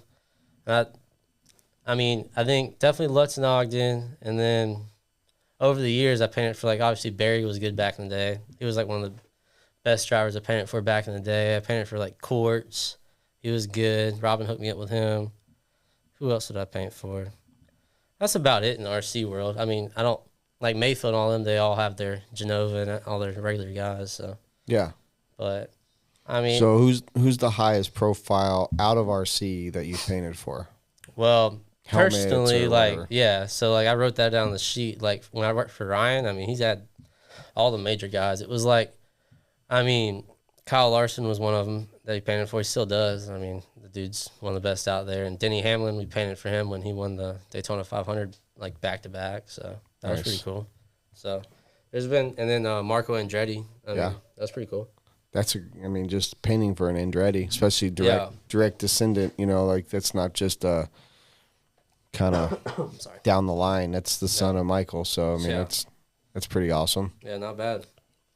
Yeah, and it's like, I didn't like paint the whole helmet. It's like when I worked for Ryan, it was stages. It was like, I mean, he might have an intern in there that would sand them, and then you'd have like me that might have based it, or Dwayne that would have based it, and then somebody does airbrush work and design work, and then somebody else clears it. That's how his business went. So he turned it into more of a machine. Yeah, he like an assembly line. Like you can walk into his shop right now and see it kind of how the stages went. Like he has a shelf with all the helmets and the different stages and what he wants it to look like, and he's turned it into something to where like he can hire somebody to paint what he wants. It's like, because it's hard to do that with art. It's like for me, I don't think I could just hire one person to tell him an idea and do it, because you'd have to teach him so much. Like, does he design like digitally before? Yeah, I think he's one of the only ones to really do that. So he's good with like, I guess it's Procreate's the software. So he uses a lot of that, and then so who can I'm looking at that surfboard over there. It's like you can design something like that, put it on a helmet, and then kind of replicate that in paint. So, that's awesome. So he's good at it. I mean, and it taught me a lot. That's for sure. Yeah. And so, but I mean, every different helmet's something new, and it's just like it definitely translates to the bodies too. Like I got a lot quicker painting bodies. Right. After painting for him. So learned like the process. Yeah. The steps. And it's like, it's not, I don't think there's no right or wrong way to do it. Everybody has their own way to do it. It's like I went in there thinking it was gonna be like this like perfect way to do it, but it's really not. It's like you just gotta kind of figure out your style, and so yeah. Well, I mean, it just kind of like you said, when it comes down to the kind of like when you said that what was I trying to tell you? Something about your graphic design stuff back. No, I don't know. Totally brain farting. Yeah, I do that. It happens. I do it at least once an episode. I brain fart. Yeah, I've been there. That's a big one too. I think I'm thinking so much about pissing right now, Robert. That Why don't you go? I'm about to. We can go back over my Facebook profile. All right. Let Evan take control for a minute. All right. You want to go back over my Facebook? Or? Yeah, we can bring it up. I got it. I'm sure there's some cool stuff on there we could find. Y'all already saw that. That was an RCGP right there, the first one. Talk about the helmet. Oh, yeah. We could do that. Let me throw it up. Okay. Yeah, that's for a girl that races. I don't know exactly how old she is, but she can't be much older than 10 or 11. Damn. And she's pretty good. It turned out cool though. She wanted like a kind of like a lioness or something on top, so I kind of threw that up there. That's cool. And then she's actually the sister of the other helmet I painted. It might be on there, but my sister painted a dog on the back of another helmet. It might be a few more photos back. I'm not sure. Let's see if we can find it. Let's see. Is it down there? There it is. This one? Yeah, you probably have to go over a couple more to see the painting, though. Let's see. You can keep going. Yeah, one more. Yeah, so like Oh, shit. Yeah, my sister, she hand-painted that on the top. Wow. And I cleared over it and kind of like, I did the design first and left her a space to paint. And it turned out pretty cool, right? Yeah, that's awesome. So, yeah, I guess that's her dog we painted on the top. I have so much respect for, like, I've always done music. I don't have a single, like, I can hardly color inside lines. Yeah, well, it's all art in different ways. Yeah, it's Yeah. That was the one I was talking about with your sister, right? Yep. That was amazing. Yeah, she did great on that. And it's funny, So we didn't awesome. even know if the paint would have worked, like underneath the clear, like the acrylic. She uses acrylic paint. Uh-huh. So I had an extra helmet just laying around, and she just slapped some paint on top, and I cleared over it one day just to see if it messed it up, and it didn't. So she did that, and it turned out sweet. Yeah, that was an amazing job. I don't know how And long I that think it's took. really cool that there was a collaboration within the family versus just like you doing it. You know what I mean? So That was cool. yeah, really cool. Because I've seen a lot of helmet paint. I've never seen one hand painted, like a dog or something hand painted. Yeah. They always either like kind of make it look like a graphic design look or nothing like straight up hand Yeah, painted. no, it's all like a portrait. Yeah. So it turned out cool. Very cool. That's for sure. She's very artistic. So you drive around a little Jetta. Yeah, that GTI out there. I mean a GTI, Yeah. a Golf. Is that a Golf or I guess you could call it kind of a golf, Golf, yeah. a GTI? Yeah. A friend of mine when I was younger in high school, he was all about the GTIs. Oh, really? Yeah. I can't remember how many times we wrecked the GTI. Oh, y'all wrecked it? Oh my God, he was so stupid. He would. I'll remember this one time it was snowing because I grew up in Colorado and it was snowing. So we found this field and he's like, "Let's fucking go do donuts." I was Yeah. like, "All right, cool."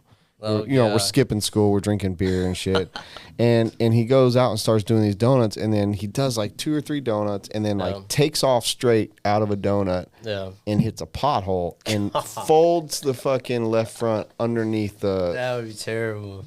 So you know what he did? What?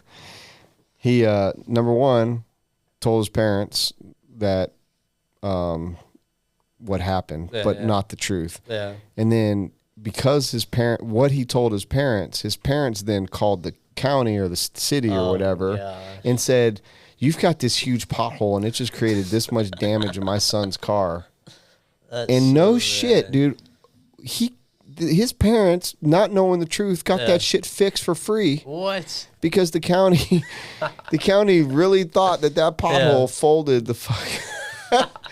It was the damnedest thing. That is crazy. But I had a lot of memories growing up in Colorado because they're all-wheel drive, and we would just be zipping around in snow and stuff like that. Yeah, that would be fun. Everyone was Volkswagen people back in Colorado, whether they're hippies or whatever. Them German cars in the snow was always Pretty really good, good. right? Yeah. So I always wanted like a '69 bus. Yeah, I had my a neighbor had '69 one. Beetle. Those are sweet. Yeah. Those things are cool. What's your dream car? I don't know. It'd probably be an old muscle car of some sort. Which one? Trying to think. I like the 67 Mustang for sure. The Eleanor. That's my wife's dream car. Really? Yep. That's a good one. But I'm trying to think. I don't know if that's probably it, but If I was gonna have a car, I want a '70 big block Chevelle. Yeah, that's a good one. And if I was gonna have an old truck, it'd be a C10, like a 70, 71, 72, I love something those like trucks. that. C10. Yeah. Dropped with big like 20s on it. Yeah, I like the old rustic look too. It's just like Yeah, the rat rods are kind of cool. I wouldn't like but like the interior would be perfect and the engine bay would be perfect. Maybe the outside would be kind of like I like it all pinstriped up and like flat black or something. I just want like a solid gloss black fucking like the one in like Dazed and Confused. Dude. Yeah, that's just a badass truck. Low rider. Yeah. On bags. Yeah, that's the goal. You can do it. I could. Yeah. I don't want to. I don't have room for anything like that. Yeah. Plus, maybe one day. Spending that kind of money on something right now when I don't need it would be counterproductive to. Probably just end up sitting there. Yeah. That's the only thing. You can only drive one vehicle a day. Oh, no. I mean, I guess you could switch vehicles, but I guess that's an American problem. Or not an American problem, but just like a first world problem. It is. We are a first world problem. Yeah. We're racing RC cars for fun. Other people barely have food. I know. So we got to be grateful for what we got. That's for sure. Cheers to that. That's for sure. Yeah, I can't complain. I've had a good life so far. So are you from like the Piedmont, Greenville area? Yeah. Or so like, well, no, actually born from and Rock raised? Hill. Yeah. Rock Hill? That's the Charlotte area, really. Oh, that's right. Rock Hill. Yeah. So, I mean, Greenville's like an hour and 45 minutes west of me. So I go there a bunch because of SMB. Yeah. And then I became friends with Nick and Jamie, so we hang out. I mean, I'll go up there and just hang out, not even race sometimes, but right. Because I mean, we'll go out either, like I said, they'll cook at their house. Because I mean, Jamie and Nick, I don't know how they became so good at cooking, but they are.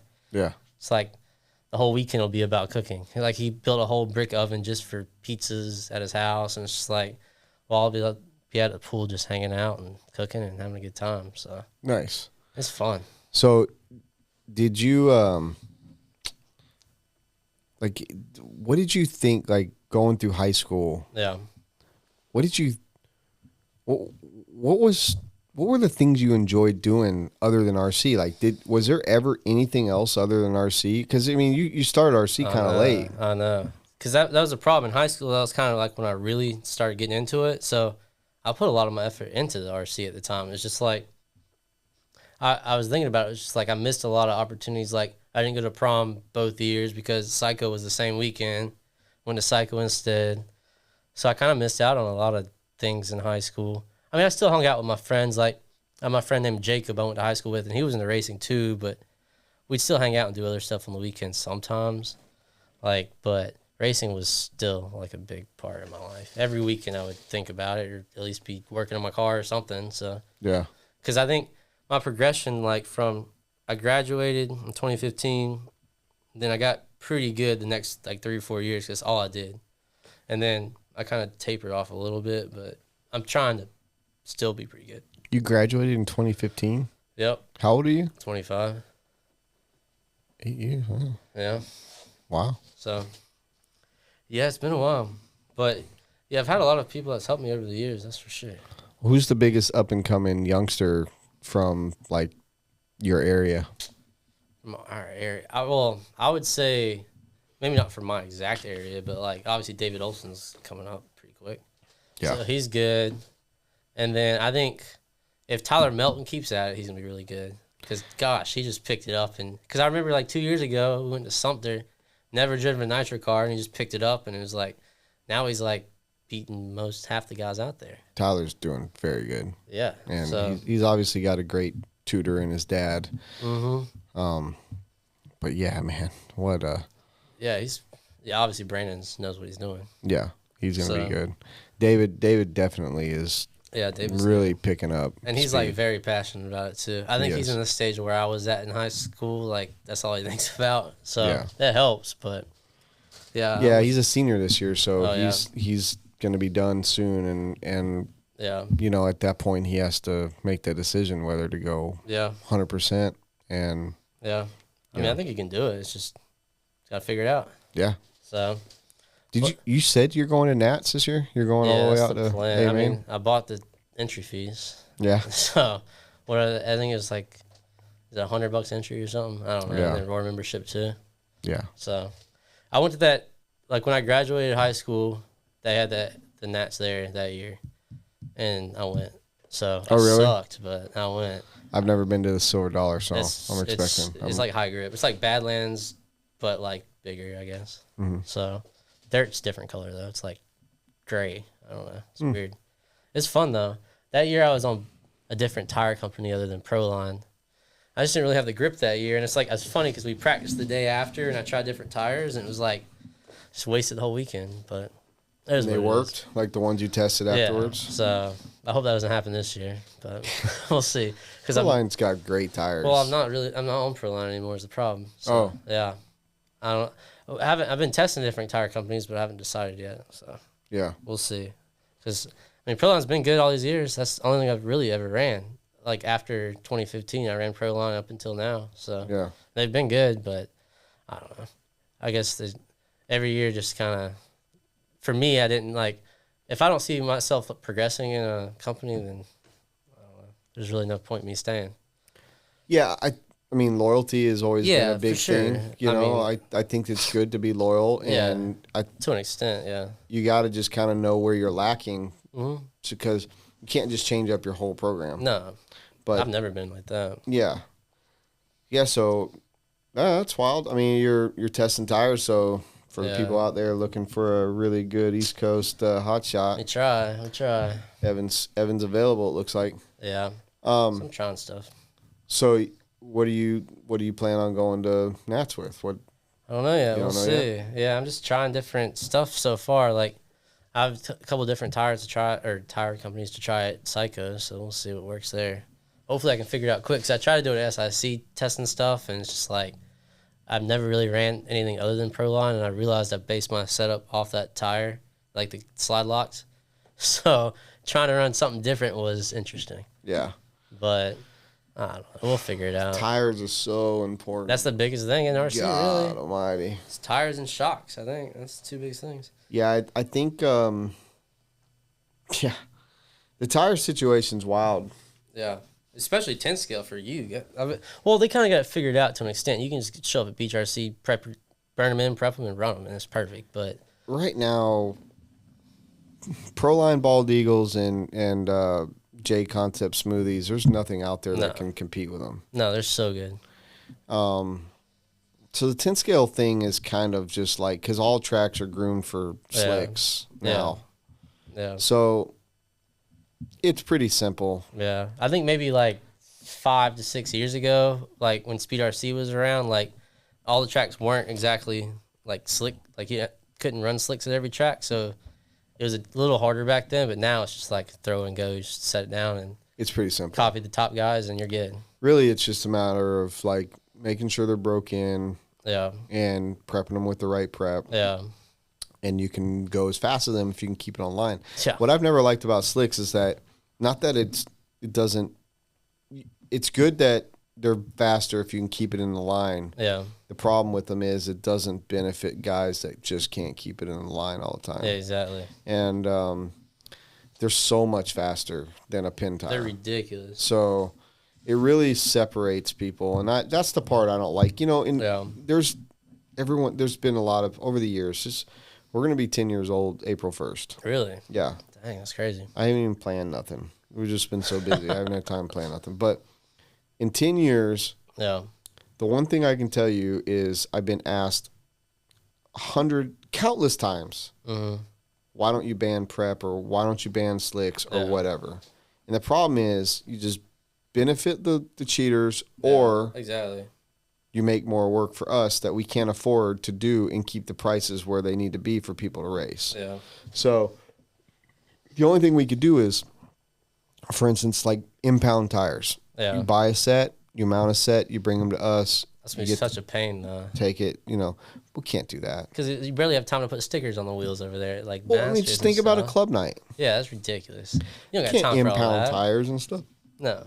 Talking 30, 40, 50 entries. You can't just be sitting there. You're just trying to get people home at a decent hour or whatever. You're not thinking about so if you ban prep, cheaters are going to prep at home. Yeah, or prep the inside of the tire and it comes out eventually. Exactly. And if you're gonna say you can't have slick tires, you got to have someone there looking to make sure that they're reverse mohawk or have tread on them. Yeah, exactly. In most places, most hobby shops, most tracks don't have the opportunity, the time,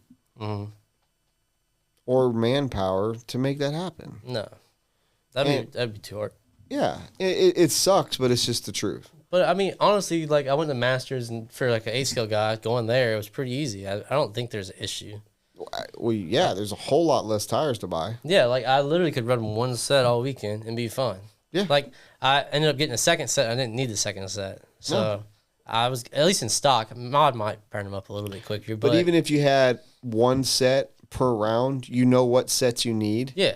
So we're in A scale, the track could change. You don't know what pattern, what compound. You got to come at all least day. 20 sets just to have a selection. Yeah, and hope that you have the right 20 sets. I mean, A scale is not for the faint of heart. No, it's not for people that don't want to spend money. It's not for people that are, it's definitely for everybody. It's just don't expect what you think you can get out of it if you're not willing to put in the effort, the money, the time. It takes years normally.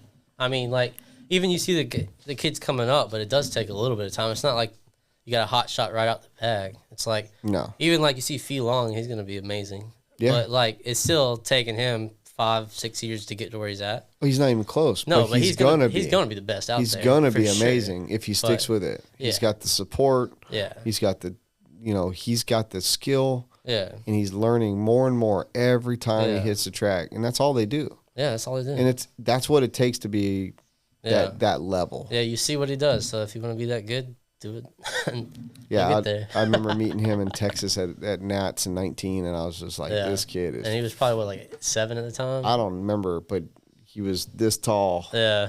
And I leaned over to get a selfie with him and just was so excited. Like, I just watched him all weekend, like, wow. Yeah, it's crazy, right? This kid standing on, as tall as he can get with a stick controller. I'm like, he still ain't much taller than this table, but it's like a video game to him, I'm sure. It's just like you go out there and just drive the car around. Yeah. And everybody else, he doesn't look like he has nerves or anything. No. Like, all of us are up there, like, you'll see a 50-year-old guy out there shaking, and he's up there just cruising around. Well, that's what I noticed about the best people that race. The guys that get the best results is like the Mayfields, the Dakotas, and the Tebow. They don't move on the stand. No. They don't say anything. They might say something to somebody they know down the way, like, get the fuck out of the way, whoever. That's about it. But they don't get upset when they flip. They just fucking get flipped back over. They hold it all in. You have to. They drive. But like me, even though I try my hardest not to, like, I'll just say something like, get my fucking car. Like, I'm that guy, and I don't want to be. But I'll never make it to that level. Yeah. In that level, you got to keep that coolness, that calm. I mean, if not, you're not winning. Yeah. Because, I mean, every second counts. It's like, even like you'll see one of them jump in the infield, and like you'll see this versus like a pro guy jumping in on accident versus a sportsman guy. A sportsman guy is probably wide open doing donuts, trying to get out.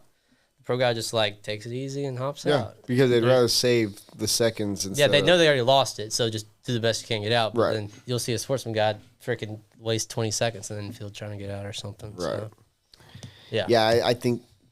Yeah, you just got to kind of.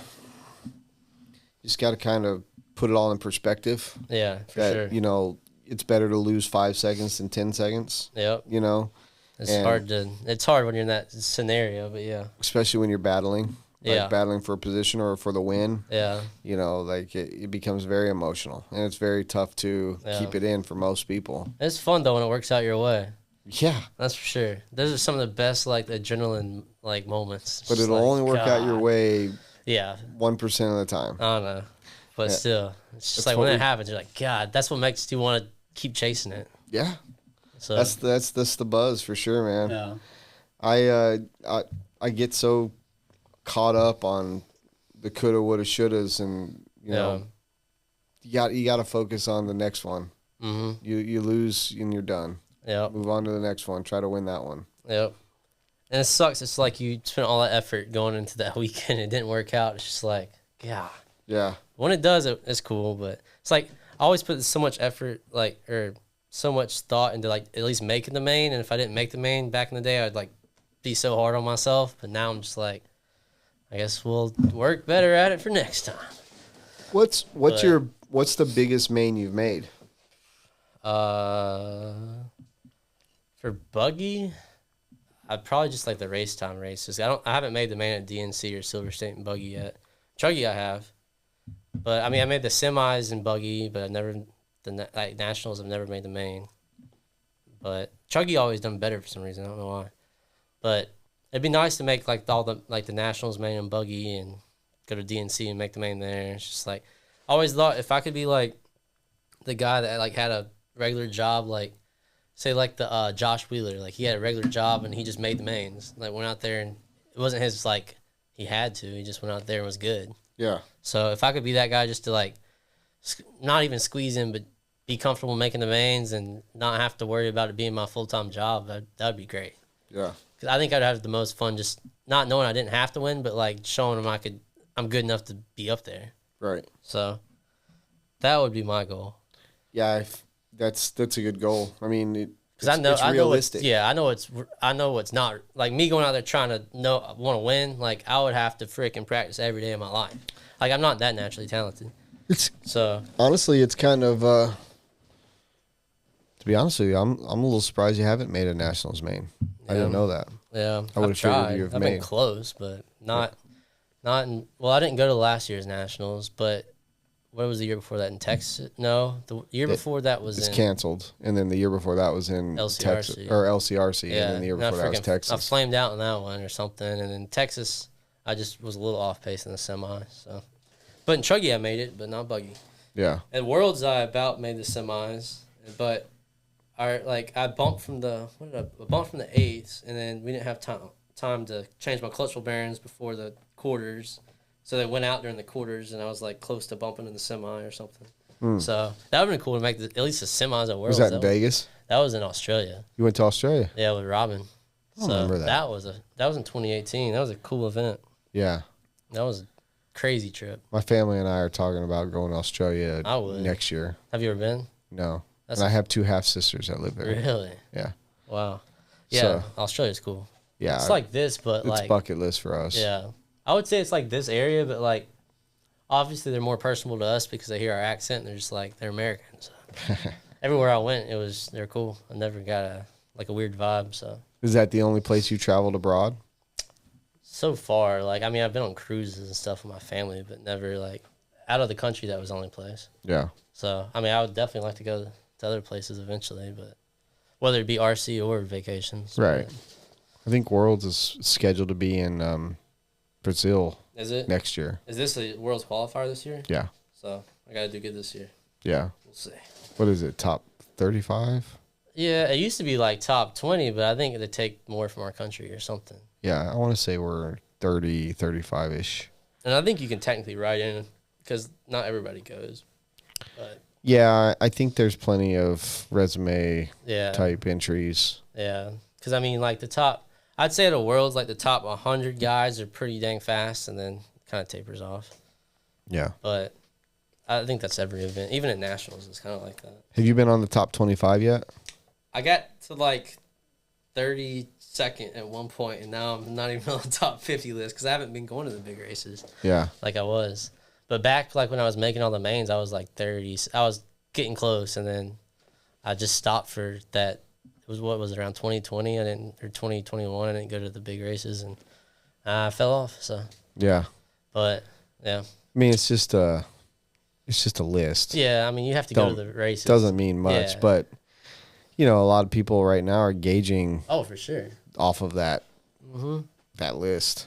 But I like to go to the big races just in general because you can gauge where you're at kind of on that list, whether you're not on it or not. Yeah. Maybe not. Everybody has their races and everybody doesn't. But, like, if you can generally get in the top 10 or 15 at the big races, then you know you're pretty high up. What's your schedule for this year? What's the schedule for the rest of this year? Well, for the 2 travel races I want to go to would be Silver State and then, Silver State and Nationals. And then, obviously, I want to go to Psycho Nitro and then Wicked Weekend. And I guess AMS. I'm going to try to do AMS. We'll see. That's about it. What's the other Psycho races or race time races they have? AMS. Or SIC. SIC. Yeah, so. They're not doing Southern Nats this year. I heard somebody else was putting it on. Well, there is another race down there. Yeah. I don't know how it transpired. I need to talk to Dave, but yeah, he has 4 instead of 5. Yeah. So I'm gonna try to do all his races. I would say hold weekend. Nobody knows about this yet, so anyone listening to this right now, and you want to go to a good guaranteed race in August, make sure you don't book anything elsewhere on the weekend of August 25th through the 27th. Really? Yeah. I'll have to write that down. Something in the works. We'll see if it transpires. I'll know the next week or so. That'll be good. Be a good one. Trying to get a lot of guys out here for that. We'll see. I mean, it'll be a building event. It'll still be something that we'll build on. Okay, that'll be cool. Sweet. But, yeah, it's so hard to find a weekend. Yeah, I can imagine. Masters is carved out. Yeah, y'all kind of. That's our weekend now. That's good now. Yeah, and I mean, other people are going to put stuff on it, but 10 scale guys are coming to Masters. It's like that and Fall Brawl. It's like those are your 2 weekends. And then Fall Brawl, because of us having the Badlands now, like that weekend's carved out. Yeah. It's always tough because new tracks open, old tracks close, people try to take over other events or whatever. Yeah. And, you've got to just kind of like insert your desire to be the only person that weekend. Yeah. It's very tough. I wouldn't want to be opening up a track right now. Yeah. Because, you're gonna have to run on top of somebody else. Yeah, I know. I see that all the time, especially in my area, because they have like 10 tracks around us, and they all compete. The Carolinas and Georgia and in Florida, Yeah, like it's just gone crazy. Yeah, and no one really has like that big of races. It's just the club racing every weekend. It's like divides everybody. Yeah, and I'm happy that people are having success, and I'm happy tracks are opening because it's going to build more customers ultimately. For sure. That's good. But it also splits the crowd, and no one's going to work together. And the people that do open those tracks, like Travis at Red Brush and the G3 RC that just opened up or is opening up soon, and then like Sumter and Badlands. I mean, just talking South Carolina and North Carolina, that you got Overcash, and you've got. Now you have that new track in Cherryville. And then you've got the place over at outside of Charlotte. That was Overcash probably. No. They've been around for a while. They were Oval, and then they got an off-road track now. Oh, Mobile Hobbies. Mobile. Yeah. And then Red Brush. Then there's a couple more I'm not even thinking of right now. I mean, and then you got down south in Charleston, you've got Extreme. Yeah, I've never been in there. Somerville, and so in Savannah. Yeah. And then so there's 20 tracks within 5 hours of each other, and nobody can really have a 50 or 100 entry race. Everyone's going to have 25 to 50 entries, period. Yeah. And which is fine. I mean, if it keeps the track running and the owners of the tracks are okay with that kind of revenue, and it keeps it going. Yeah. But you're going to see the ones that really aren't in it, they're going to fall off. Yeah, exactly. And then the ones that are wanting to stick with it, they're going to stick with it. I think the series kind of helps certain tracks out though. Like you see SMB and Loganville, they're gonna get 200 entries every race for the SOS series, right? Just because everybody knows that's the race to go to, right? And that's how it was back in the day when I first started with Melton series as well, the TSOC. Yep. I used to call it something back in the day though. It wasn't TSOC. It was like NCCS, north, it was like north or south or something like that. And his race had 200 entries every time too. And it's like they would go to 5 different tracks, and that track would have 200 entries every time. Yeah. So, but I don't. Does Harding run the TSOC now? I guess he does. Yeah, Sean does. So, I mean, I guess it's still going good. Like last year, I wasn't able to really run it, but. Sean changed it a little bit, and he added 10 scale to it. I think. Yeah, I don't know. I love Sean to death. I think that was a mistake because it was outdoor working. Racing in here is not 10 scale. It's like you go to your track for 10 scale. Yeah, in the track he runs down in Georgia. Yeah, it's fucking badass. That's where Nats are this year. Yeah. I mean, they're doing great. Yeah. The TSOC was meant to be limited classes. You focus on A-scale buggy. A-scale buggy. Yeah. It was made for one thing, and he's kind of veered off that path. Yeah. I mean, it's still doing okay. Yeah. We couldn't host one this year at Badlands. I think the weekend he wanted, we had something. I forget what happened, but I wish he would have kept it kind of pure to what like Melton had. Yeah. But it is what it is. It's still going, and as long as he wants to do the grind, then I mean, sure.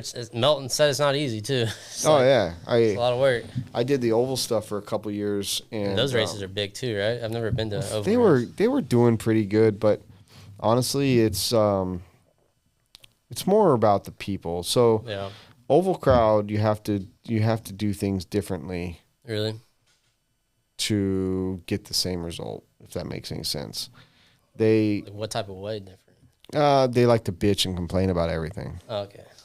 Well, so I'm good there. You got to be willing to take that and use it to work with it. And off-road guys are generally more like easygoing and less combative when it comes to, let's face it, off-road doesn't have as many rules. No. Right? So A-scale buggy is A-scale buggy. Yeah, I mean, you're not going to put a bigger motor in it. You're not teching engines. No. You're not teching tires. The only thing we tech, if we tech, is going to be weight and fuel. That just determines how long you go on a tank.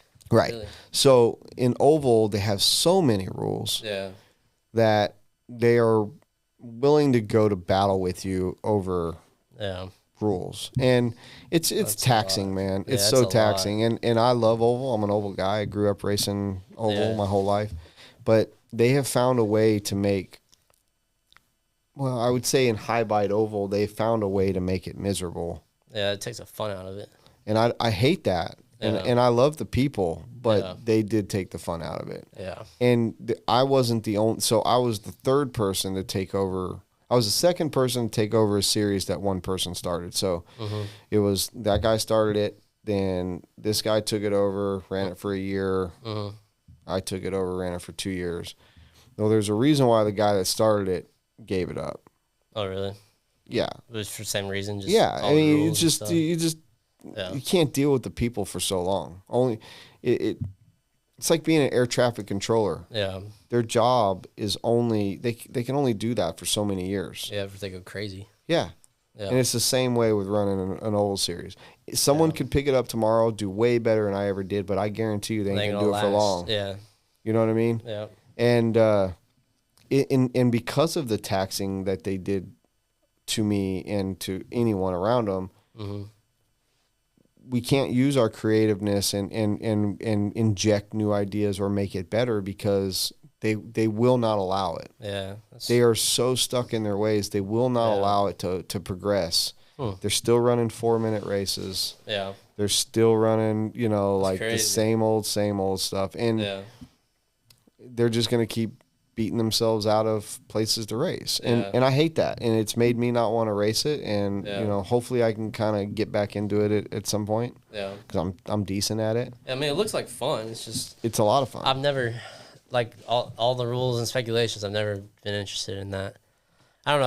I like having the feeling of being able to throw a car out there and just run and knowing that, I guess it's like the time you put in and your consistency is all that matters. So yeah. There's no other, like... Put it this way. Off-road guys know how to party. Oval guys don't. Well, I've never been to oval race, so I can't tell you. Well, I've been to both. Yeah. I love them both. Yeah. I love both. I love the oval guys and I love the off-road guys. You sleep at the oval races. But off-road guys know how to party. Yeah, they do. That's for sure.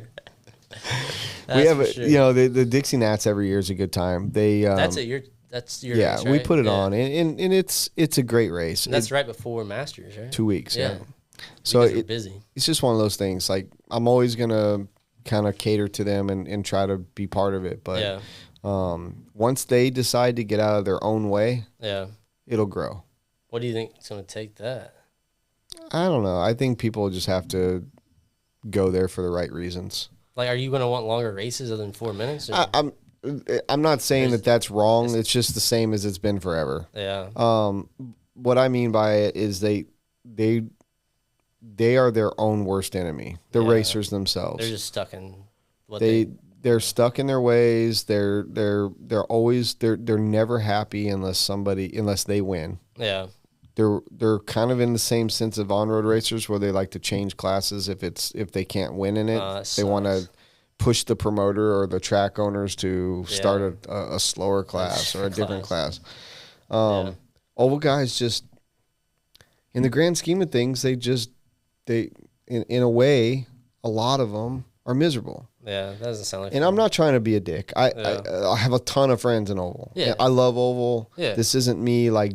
I'm not saying any names or anything, no. But as a whole, they have a different mentality than we do. Yeah, we can show up to an off-road race and there can be 1,000 entries and maybe 5% go home pissed off. No one usually does. I mean, it's not bad. Maybe 1 or 2 people. I said maybe. Yeah, but we can have an oval race with 100 entries, and 25% are going home pissed off or more. That doesn't sound like fun. No, and it's not. And that's what I'm trying to get at is because it's a hobby, not a living, they take it to a different level. And I think if they all just realize they don't have to spend the money that they spend, they don't have to put the time in that they do it because that's what they choose to do, and then they get mad about it afterwards. They turn it into a job when it's not even a job. Right. Yeah. Don't get mad about something that you shouldn't get mad about. Yeah. You know what I mean? And I think that's where we're kind of like in this like where we're butting heads as a track owner, promoter versus the racer, because I've been both. Mm-hmm. I'm the same guy when I'm racing as I am promoting. Yeah. I have a good time. Oh, So when I walk off that driver's stand, whether I win, lose, or draw, unless somebody blatantly takes me out or something. Oh yeah. And you can tell. I'm happy. Oh yeah, for sure. I can finish 8th out of 8 and still walk off the driver's stand happy. Oh, for sure, yeah. And I can win it and be the same happy. Yeah. Same in off-road. But there's out of 8 guys in an A main of a high bite dirt oval race, 6 guys are going to walk off pissed off. One guy's going to walk off kind of like not knowing what happened. The only guy that's happy is the winner. Yeah. And I'm not saying you shouldn't be happy if you know if you don't win. You shouldn't be. You know, like you should be like, man, especially if you were good. Yeah. But you shouldn't be so mad that you're just like cussing people or hating the world. They're not hobby at that point. Yeah. And that's what I found. Yeah. You know, it took me a while to figure that out. And and I still want to go race with those guys. I just don't have the desire to hear the ear bending. Yeah. Just kind of over it. Yeah. Well, I guess that's what I like about Masters, though. Like, I see what you, like, the way you want RC to go in your eyes, and it's kind of what you implicate there. It's just like, it's not, obviously it's about the racing, but it's about the other times, too. Like, on Sunday, it's like all those different races you do, and Saturday night, the fireball race and stuff like that. Yeah. It's like people, I mean, half the people come for that, just to see, I mean, there's not many times you see that many people around the track just watching a race. No. Like, there's more people watching the fun races than there is the main events. Absolutely. So. Yeah, we've developed a brand. Yeah. Masters of Dirt is a brand. And it's so much fun. I mean, it's more than a race. Yeah, and you're not even a 10 scale guy. No, I mean, I just like you race 10 scale once a year only for Masters. Yeah, and obviously I try to do good there, but I mean, I'm having a good time too. You did good last year. Yeah, I mean, I raced stock, but it was all right. Yeah, but that's a tough class at Masters, it was dude. Stacked. Masters is I mean, we tech heavy. Yeah. We do control tires. Yeah. And we get some of the best stock racers in the world. Yeah, I think all the guys, I looked at the Nationals main versus what we raced at there, and it was about the same. Yeah. And I mean, I didn't know what the heck I was doing. I just took Danny Stockman cars and threw them on the track. Well, you know those cars are legit. They were good. They were good. But, like, I was like, yeah, it was fun. Yeah. I just like to see where I stack up. Like, I always like to challenge myself. So. I'd like to see someone like you who doesn't race 10 scale come in and do well. Because kind of just shows that it's not just, like, being a specialist or whatever, but, like, just being a racer. Yeah, because I didn't, like, I just like the aspect of 10 scale to where you can just throw your car down there and practice, because it's like, the more practice I do, the better I get. Like, these A scale races, I see the guys, like, all the pro guys, they literally practice, go back in line, practice, and it's like, I don't have a pit guy to go out there and do that. So, like, at that kind of race, like a year race, I'm able to freaking throw my car down every single run after I marshal, and it's, God, that helps me so much. Yeah. But I can't do that at A scale races. Like, I'm grateful to have Rusty Crow, which is Blake's dad, like at Psycho and those kind of races. But that's it. I mean. So you don't have like a dedicated pit man? No, normally like club race, I'm just getting down whoever to throw my car down. Right. But I've never been like, I've never had that opportunity except for like what I said, Rusty. Rusty's helped me a lot. Yeah. If it wasn't, I wasn't able to race those Psycho races before him just because, I mean, you're not going to be able to get somebody to stand in line with you for an hour to practice for 5 minutes. Right. Just to pit your car. No one wants to do that. Right. Unless you had a buddy that you're, like, switching up time with, like, pitting him and he pits you. But then if you're trying to compete with the top guys, it's like you're not going to be able to even be on their level practicing half as much as what they practice. From what I read, that's not going to be allowed this year. Yeah, it's Psycho. Yeah. I read that, too, but then it's like they have it's like from 6:30 to 10, you free practice, and then they have the round or whatever for seating. But then after that, it opens back up. So it's going to be... Yeah, but what I'm saying is there's supposed to be someone radios. Checking that there's no holding radios or whatever. Not. But I've seen that happen, too. It's just like, God, I wish I had somebody to hold my radio in line. You're right. Because, like, you'll be waiting for 45 minutes, and you see what's his name just come up right in front of you. It's just like, that's cool. Well, we can name some names. Oh, I could, but... I know a few people that just do not care about anything but themselves, and they don't care if they marshal, they don't care how many times they practice, it's all about them. Yeah. But I mean, and they're top guys. Their results show, but it's just like, damn, I wish it was even. But it's not fair. No. And I'm glad Dave is making an effort. I hope that he follows through with it. I love Dave's a good guy. Sometimes Gabe trash, but he's really tries his best. He gets a bad rap because he makes money. Yeah. And I think the people that think that it's bad to make money are just ignorant. Yeah, exactly. It's this isn't the first Psycho. No. This is like 10, 11, 12, like 16th or something. Yeah, it's deep. Ridiculous. Yeah. He didn't make this kind of money the first few. His first 10 were like 400, not even. Yeah. So for him to take on the battle that he's taking on to put on these massive races is not easy. And I applaud him. I mean, I hope he makes fucking $100,000. I don't give a shit how much money he makes. $1 million out there. I don't care. It's like he's bringing us a good race. Too. Right. Well, but that's where it becomes an issue. And I'm not saying it's an issue with me. Yeah. But if you're going to put on a 1,000 entry race, you best give everybody the best fucking experience. Exactly. Because all they're going to talk about is the money he made. Yeah.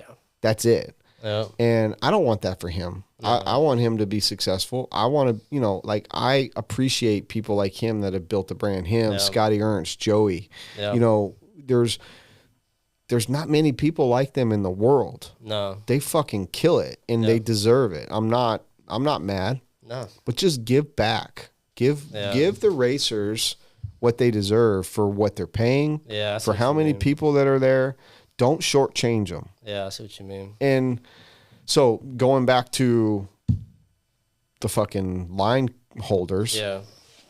If you say that shit, fucking do it. Yeah. You better pay. I mean, he's got I know for a fact he's got enough money from that event that he can pay a guy for 4 days or 2 days actually for practice only. Yeah. For 2 days that all he does is walking up and down that line and make sure no one's just holding the radio. We'll see. Because normally he just has his son out there and that don't cut it. That doesn't cut it. And so I challenge Dave Lycum to make sure that what he said is going to be the fucking truth. For sure. I'm a supporter. I'm a sponsor. I'll do whatever. Yeah. I love Dave.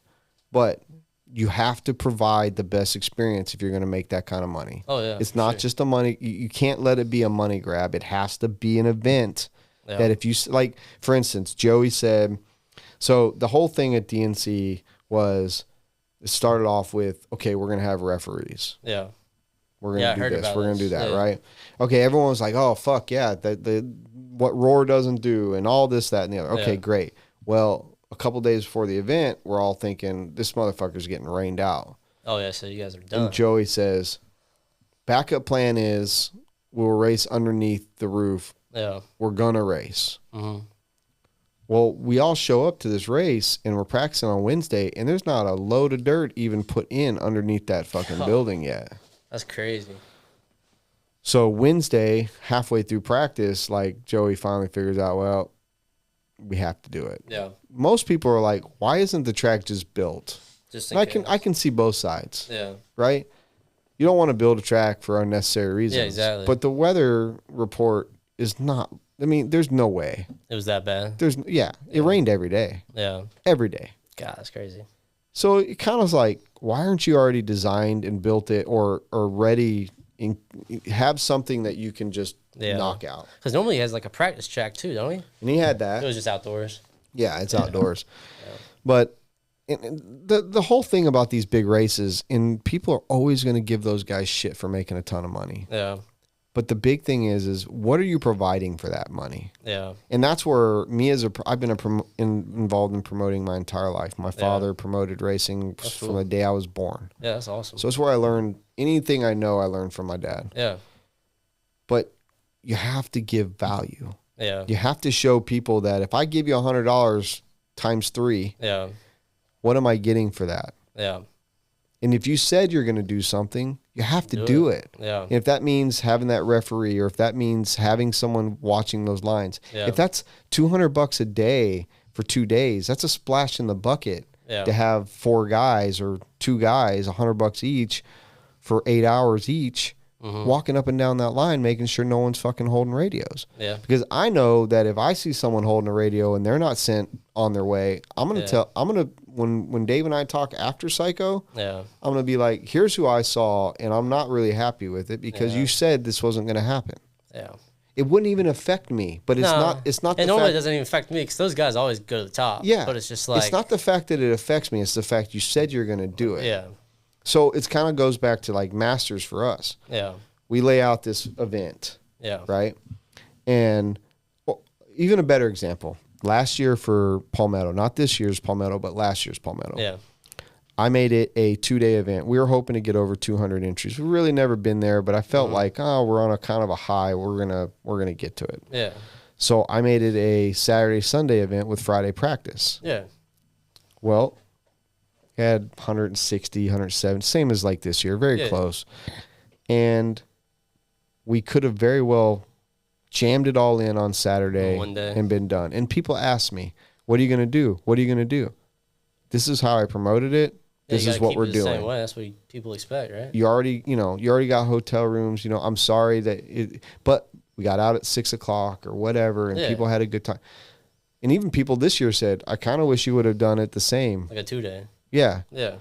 But the fact is, if I would have promoted it a 1-day, I would have fucking jammed it in 1 day. I wasn't going to make people have to stay the night and do it Sunday. Yeah, exactly. I feel like it's all about what you put on that flyer. Mm-hmm. If you tell people you're going to do it, fucking do it. Yeah. Be that person. And so that's, if I have any bitch or any complaint, it'll be about stuff like that. Yeah. To Dave and or to Joey or to Scotty. Yeah. They're supposed to be professionals. I don't really have a lot of bitches for any of them. Yeah. I mean, normally it's pretty good. It's just. Yeah. Yeah. But if you say it, do it. Yeah. That's my whole thing. And I agree. so we're going to see. We're a couple weeks away. Yeah. So it's one of those things. Like, are you going to do what you say or not? I think they should. I hope they do. I mean, that's what they say. Because at a race of that magnitude, it's a huge advantage if you got someone willing to stand in line for you for an hour at a time. You got to go wrench or chill out for a second. Yeah. Because, I mean, at that point, you're not marshaling either. So. And another thing that they let go is the marshaling. And, And there should be a certain point in time. You should have to marshal no matter what. I agree. But, like, if they're going to go all night. Yeah. Like, Lance turns on. Yeah, it gets to be a shit show at nighttime. Right. Yeah. And there's only, out of 15 people on driver's stands, 5 people. Not even. It's just like you go out there and hopefully don't wreck. Right. Yeah. So it's kind of like, do you wait to race at night and just hope that you got someone that's willing to marshal you? Yeah. Or do you stand in line and practice all day and sleep at night? Yeah. Like a normal human? You got to pick your poison, I guess. I agree. I mean, because at night, I mean, unless they have another person out there, like you said, Lance kind of. They need another Lance for that one night. I'm gonna get Patrick or somebody to do it. Yeah, somebody, because that's where it sucks. Like a lot of people, I remember back in the old days, in the old Georgia place. Yeah. Oh, in Unadilla. When I first started going to Unadilla, that was a crazy race there. I love that. I wish it was still there. Me too. God, to me, it's the best. That is psycho because it was like creepy building anyways. It was creepy. Like the owls. And the restaurant was fucking great, dude. Steaks they were good. They must have been cooking those horses out. Oh fuck. They were good steaks though. But I learned a lot about Psycho at that building. Yeah. And I will never forget, because I was kind of new into those big events. Yeah. And I'll never forget being there at like 3:00 in the morning, and Lutz and Born Horse and the techno team they weren't even there. They showed up for practice. Yeah. That was badass too. Because they knew there's no one really, I mean, for the amount of people that are at those races, at that time it was like 600-700 entries. Yeah. That everyone else is done. They've fucking practiced all day. You got maybe 50 people practicing at 2-3 o'clock in the morning. And you could just go back in line. Back to back to back. I used to do that too. That was the way to go. And that was the way to go. Yeah. But it's not anymore. It's different now. I think now you need to wake up early and get your first few hours in, then be done. It's different now. It's weird. You know, the only other way to do it, and my suggestion is this to a lot of these bigger races, is give people, when they sign up, give them tickets. So, that would be for instance, you show up to Psycho or DNC, 1,000 entries. You walk up, you pay for 3 classes. Yeah. Every class you get 3 tickets. So that's as many times you can practice. Period. That would be perfect. You can go out 9 times with your nitro buggy. Yeah.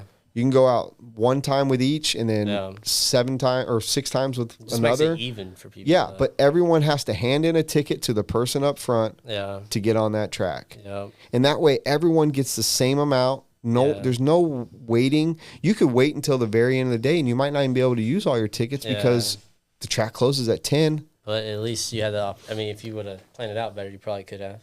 Yeah, exactly. And there's a lot of ways people can make their situation better. Yeah. But it does take manpower. It goes back to like having a pit guy and all that. Well, I was gonna say goes back to like impounding tires. Yeah. Like if I had the manpower, I'd do it every time. Yeah.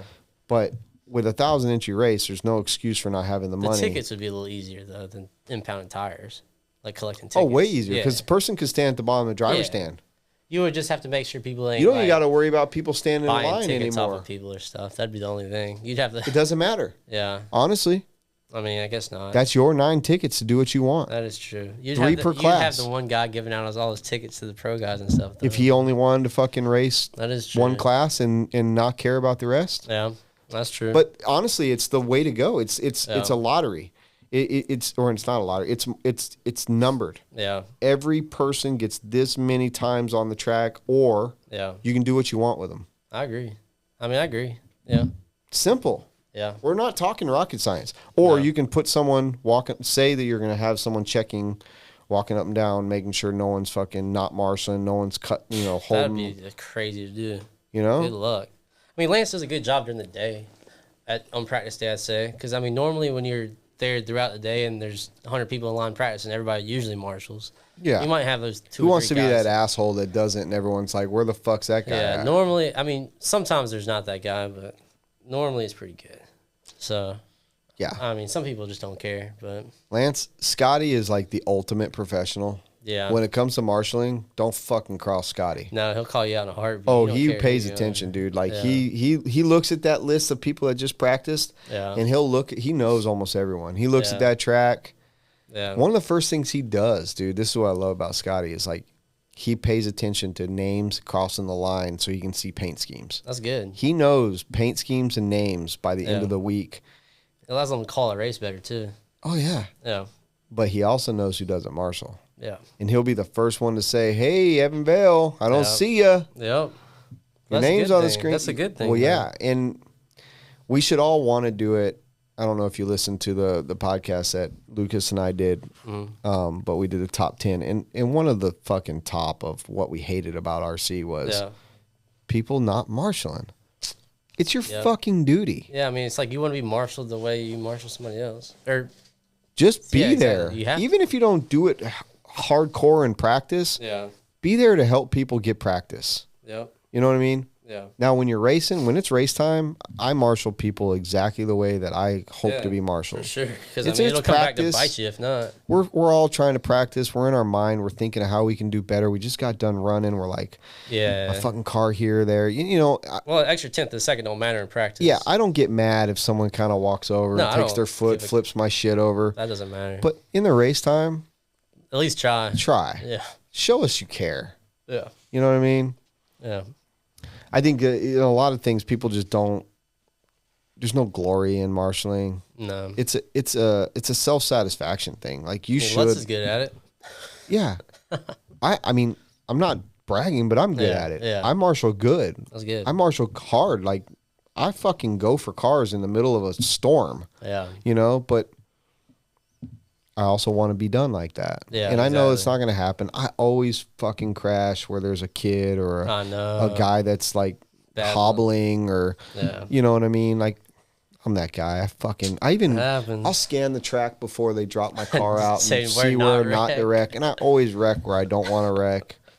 Over the years, I've just been like, if I wrecked and they don't get it fast enough, it's my fault anyway. So it is. I have never really yelled at a marshal just because unless there's literally no marshals there, like my car's just sitting there for 20 seconds. Well, that sucks. But I've had that happen too. But normally I'm just like, it's my fault to deal with it.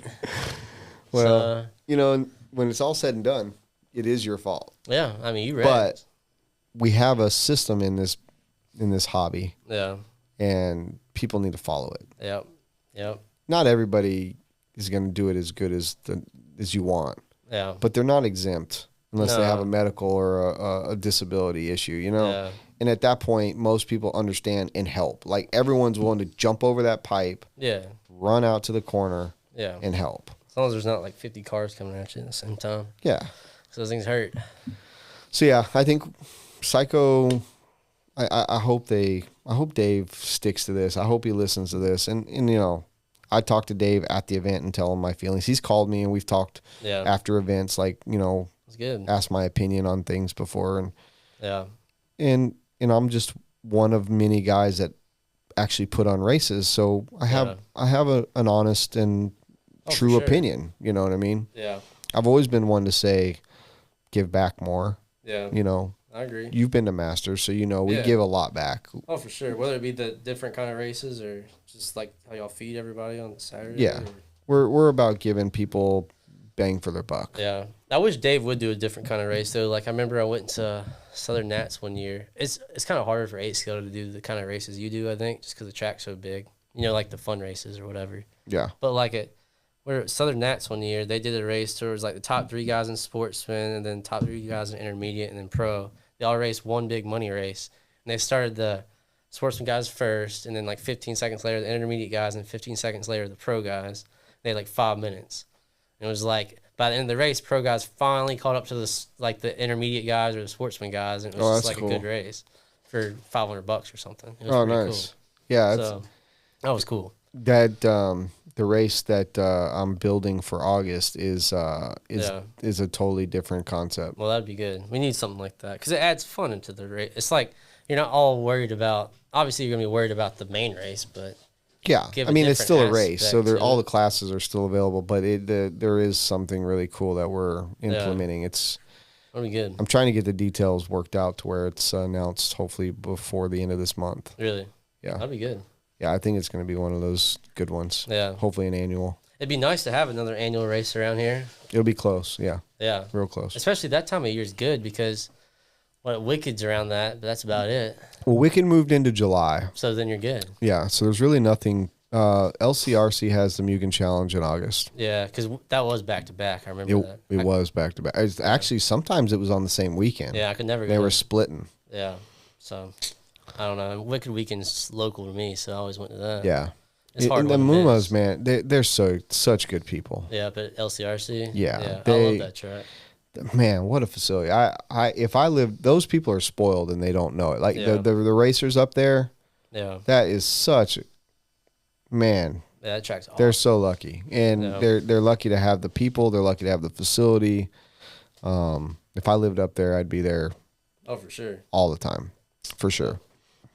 They need to, people need to take a page out of their book because they're family oriented, they're family owned, they work hard, and Krista and Kevin are just amazing people. Yeah. So I look forward to. I think they're gonna end up being like legends of this industry. That's like good. They're the kind of people that I always try to look at and see what they're doing because we could probably learn from it. And they've been going at it for years too. Yeah. I mean, probably just as long as I've been racing.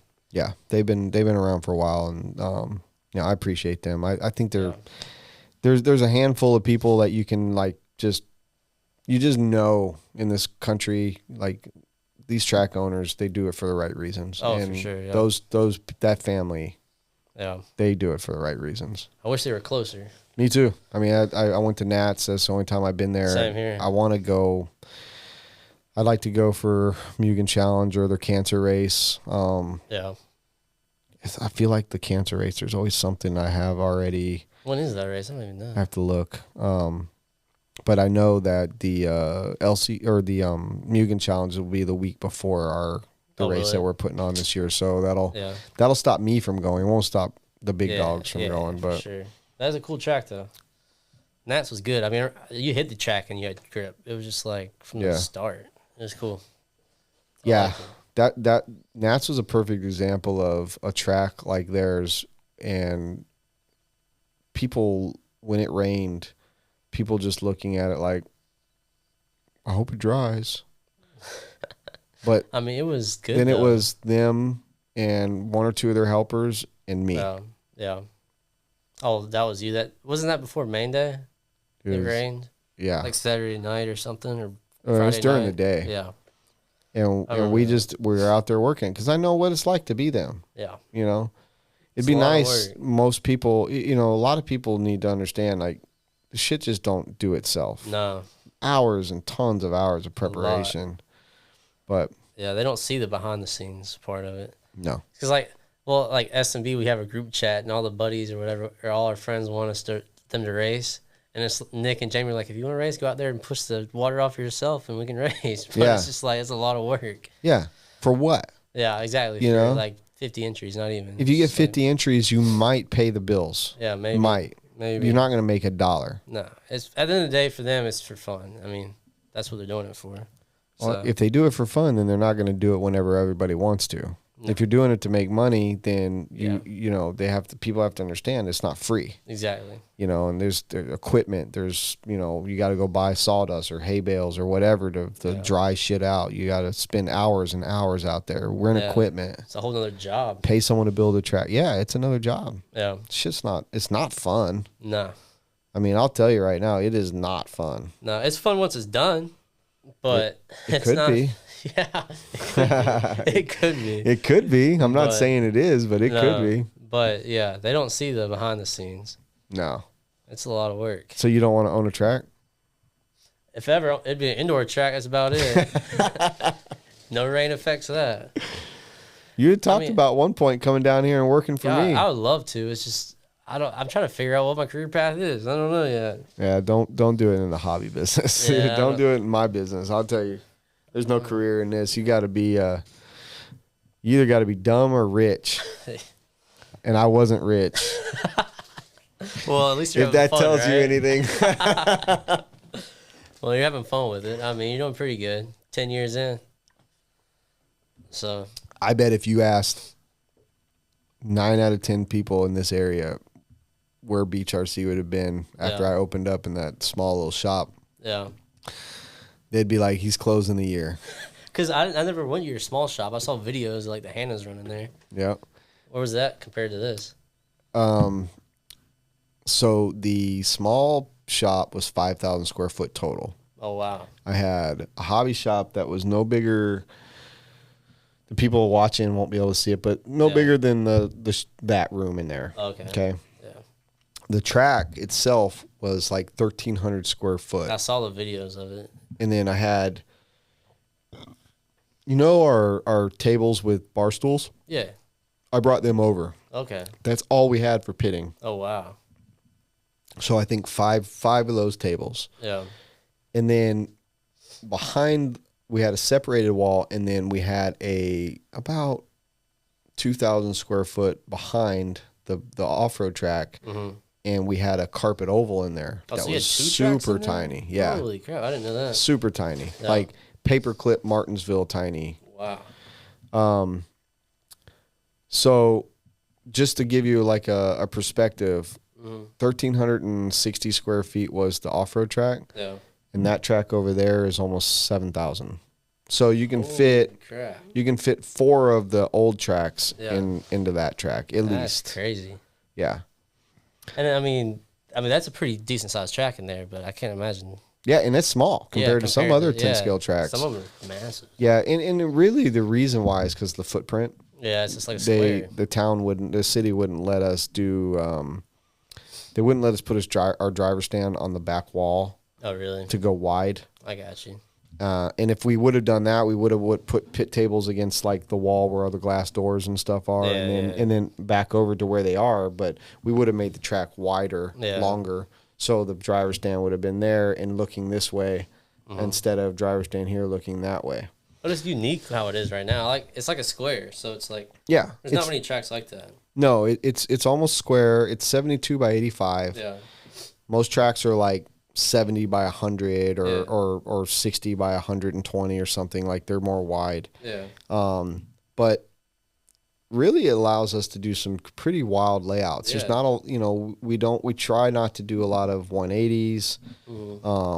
A lot of tracks just go back and forth. And we're pretty adamant about making tracks that are ripping. I mean, they seem like more like 8 scale. Like they're obviously smaller tracks, but they're 8 scale vibes to them. Like this past Masters layout kind of had an 8 scale vibe to it. Yeah, I think that's kind of why I did good. And the Palmetto track that's in now is fucking insane. I might try to rip some laps on that thing before I leave. Oh, dude, it looks so cool. Haven't been on it yet, and I'm gonna try to race this Wednesday. But it's just just big. Yeah, those jumps. I just peeked in the window. I was like, God. That's what happens. I seen pictures, but I was like, what the heck? It's what happens when I'm not here. Oh yeah, Lucas I threw tell down. Lucas like, hey man, I'm sorry, but I've already, the way that this year worked out, I'm not going to be here for. And he's like, don't worry, I got it. Do you put input in, or does he just do it all every time? So we had this podcast where all I needed was 25 people to get on our podcast and on YouTube and say Brent must design the track. Oh yeah. And we got like 15 or something. That was it. Come on, people. Dang, I gotta watch these more. Yeah. So I do that, and so we didn't get enough. So I was like, fuck it, I'm not designing this track. I didn't get enough people. Everyone wants Lucas to do it. So Lucas designed it and they built it while I was at DNC. Yeah. And I could have either been miserable, cold at DNC, or build the track. Building the track, and honestly, I would have probably rather built the track. I saw that live video you did when you got back from DNC of it. You're like, what the heck, dude? It was insane. That's like Lucas sent me a picture, and he's like, it's done, and I was like, whoa, whoa. What's he gonna do after this? You got to top that one, right?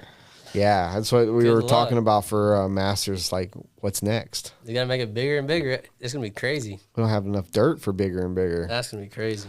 We're I don't know. I'm going to have him start working on Masters is going to start kind of like being promoted probably in May. Yeah. And so I hope this year I want to do things differently than we've done in the past. So there's some new things I want to try. Yeah.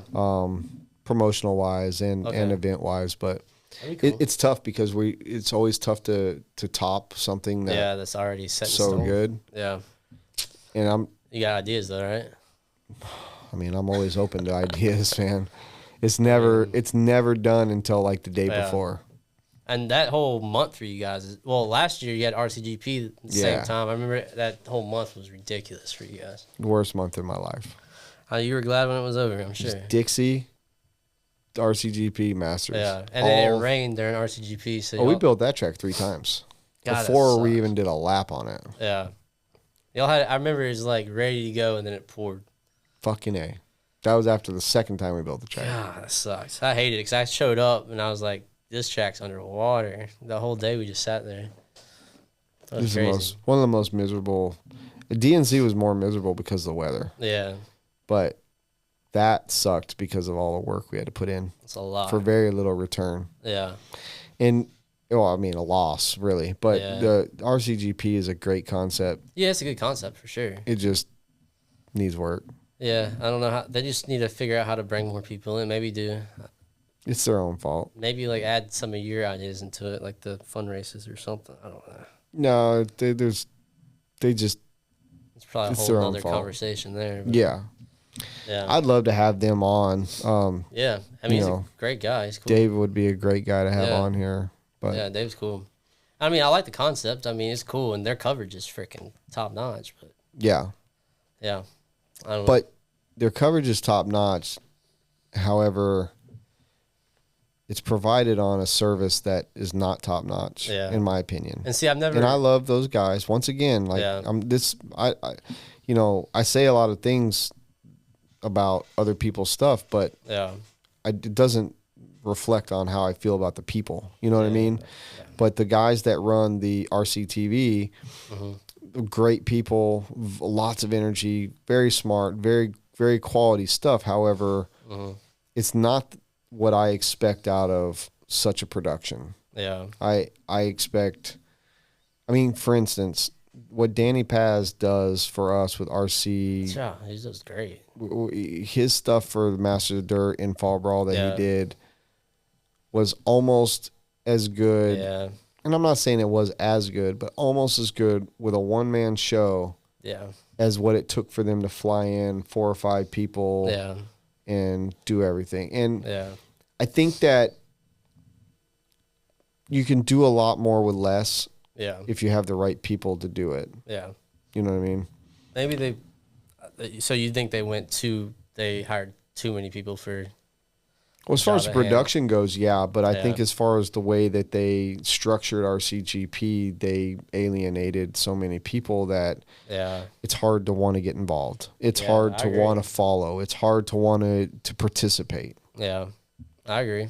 And they made the huge mistake last year of charging for watching the races. Yeah, I know. And that came out of nowhere 2-3 days before the first event at SMB. Because, I mean, RC guys aren't going to normally pay to watch races. Well, they will, but not that. No. Not what they were asking. No. And not when they were surprised, caught off guard. Yeah. And they didn't really know what to expect either. It's not like an event that's already been in place. Like, if it was a DNC and you expected people to pay $10 or $20 to watch it, people would, but right. Well, so like not yet. Live RC has done that in the past where they had those premium races like DNC, Silver State. But people knew what they were going to get too. It's like, you know what race that is. Right. Or they would get a sponsor that would pay for it so everyone got it for free. Yeah. But they always had a premium side of Live RC. Yeah. The problem, what happened, I believe, with RCGP is they threw it on people basically the week of the first event. Yeah, that's too late. And everyone was like, well, fuck that. Yeah. And they know they made that mistake. But I think they've made other mistakes leading up to it from the first year in 19. And they thought, okay, if we have a really good 19, we will see more people get involved in 20. Yeah. And then COVID hit. That didn't even happen. And then 20 went away. Yeah. And then 21 went away. Yeah, I forgot about that. They didn't even run one in 21, did they? No. And then they start back up in 22, and it was kind of lackluster. They threw on the pay-per-view. Yeah. They didn't, not everybody could be involved again. Yeah. And so now you've alienated out some of the best racers in the world. Half of them, honestly. Yeah. And I tried to get Dakota for the last one at the fall or at the Badlands, but they and I agreed with them because it was just a Hail Mary, like, hey guys, I can bring in Dakota. Yeah. Would you guys be up for it? And the team managers were like, no, because it's against the rules. If it wasn't against the, obviously we would love to have him if it wasn't against the rules that were set forth. Yeah. And it sucked. That's the problem. But it is what it is. But it would have been such a better race if Dakota was there. Well, I mean, outcome would have changed. Yeah. For sure. Yeah. In my opinion, he probably would have dominated. Yeah. I mean, that's his style track. Yeah. And they don't. That's for the lack of better way to explain it. That's why they didn't want him to come, because why would they want someone an outsider to show up on my team and smoke them all? Yeah, because none of those guys want to get beat by a guy that's just not dominant like he was. That was their show to promote their guys. Yeah. They just got to open up to the fact that everybody wants to see their guys race everybody else. It's like... Right. And they kept on talking about, like, we want to show up to these races and race against all the best. Yeah, exactly. But they made it so hard for all the other brands to really get involved that... You're not racing. I mean, it's not Formula One until you have all the best guys there. Right. I mean, that's what they kind of tried to make it like. But this is exactly what they tried to make it like. It's Yeah. Formula One. But they also have weren't half the guys allowing there. people to come in easily. No. It made it very tough. Yeah. And there's only such a pool of people to draw from those brands. Exactly. I mean, I remember you thinking about guys. I was like, I couldn't even tell you either. Yeah. Because, I mean, there's only so many people here that run those brands. Right. So. It makes it tough. Yeah. I don't know. So what's next for you, man? You got Psycho? Yeah, Psycho. I'm looking forward to that. That's 2 weeks. So going down like Thursday for that. Yeah. So Psycho's a big one. And then after that, I'll be busy next month with I got weddings for family and stuff like that. No shit. Yeah. And then what's after that? We got Silver State. So that's about it really. So you got Psycho, Silver State, Nats. Yeah. Silver State, Nats, same month. Yeah, so I'm going to have to figure that out quick. And Wicked Weekend is in July. Yeah, I'll go to that one. That's for sure. June, there's probably not too much going on out here. Yeah, it might be an SOS. I don't know. Yeah. Yeah, I'll try to do most of the SOSs if I can.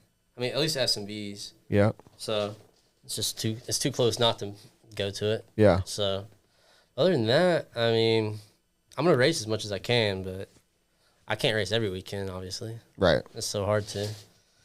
I know all the kids do it these days, but I try to and work at the same time. It's hard. Yeah. And then trying to have free time and hang out with your friends. It's Man, you're so young, though. Yeah. You got time. Yeah, I'm trying to figure it out. We'll see. Fun times. Do you want to, what's your, for painting stuff, what's your pre-Vail stuff? As far as what? The goals or what? No, like you got website, Instagram? social media, Instagram, or anything? Yeah, so on Facebook it's just pre-Vail Paints on Facebook. I haven't really built that page up yet, but I mean, there's some stuff that's linked to my Evan Vail Facebook profile to that, so you can kind of see what I do there. Then on Instagram, it's pre-Vail_paints. You can see some helmets and some bodies I've done. So, but like you said, I should post up more of my stuff. So, Yeah. Because I remember for years, like, you're like, are you still painting? I'm like, yeah, I'm still painting. I just haven't posted it. So, but every time I post it, I get like freaking like 50 more people message in my inbox, which is good. But it's also like, at the time, I can't really take them all in. Yeah. And I feel bad, but.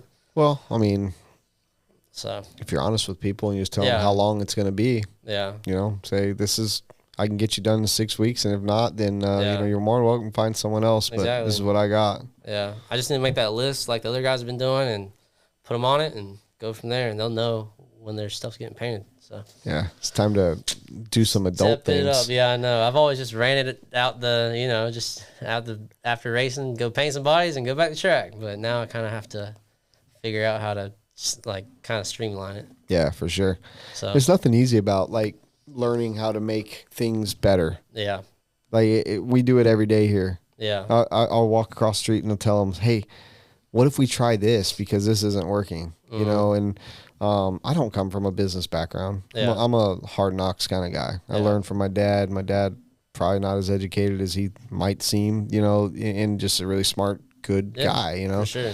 I think if we don't evolve, we're not trying. No, and then it probably kind of get burnt out because there's nothing new. It's like you have to change. You have to do things differently from time to time to not get stuck in a rut. Exactly. And not be feeling like you're constantly doing the same thing. Because that's never fun.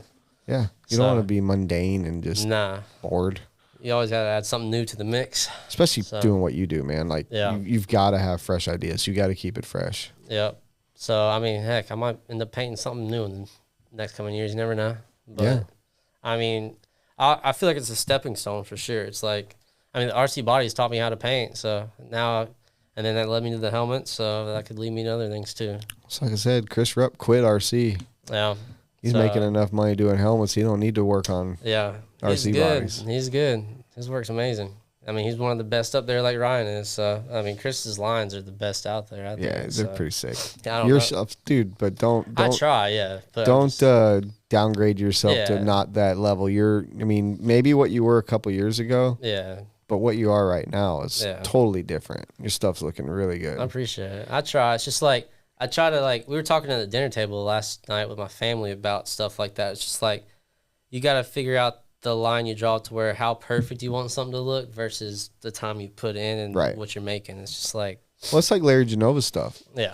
From a distance, his stuff's amazing. Yeah, it's all badass. And once again, not a knock on Larry. Yeah. He's pumping out bodies left and right. He probably paints the most out of anybody, which I respect. I mean, absolutely. So that's his living, and he's fucking killing it. Yeah. But if you look at him close, they're not like a Chris Rupp or a Bradley Fineline or even your stuff, dude.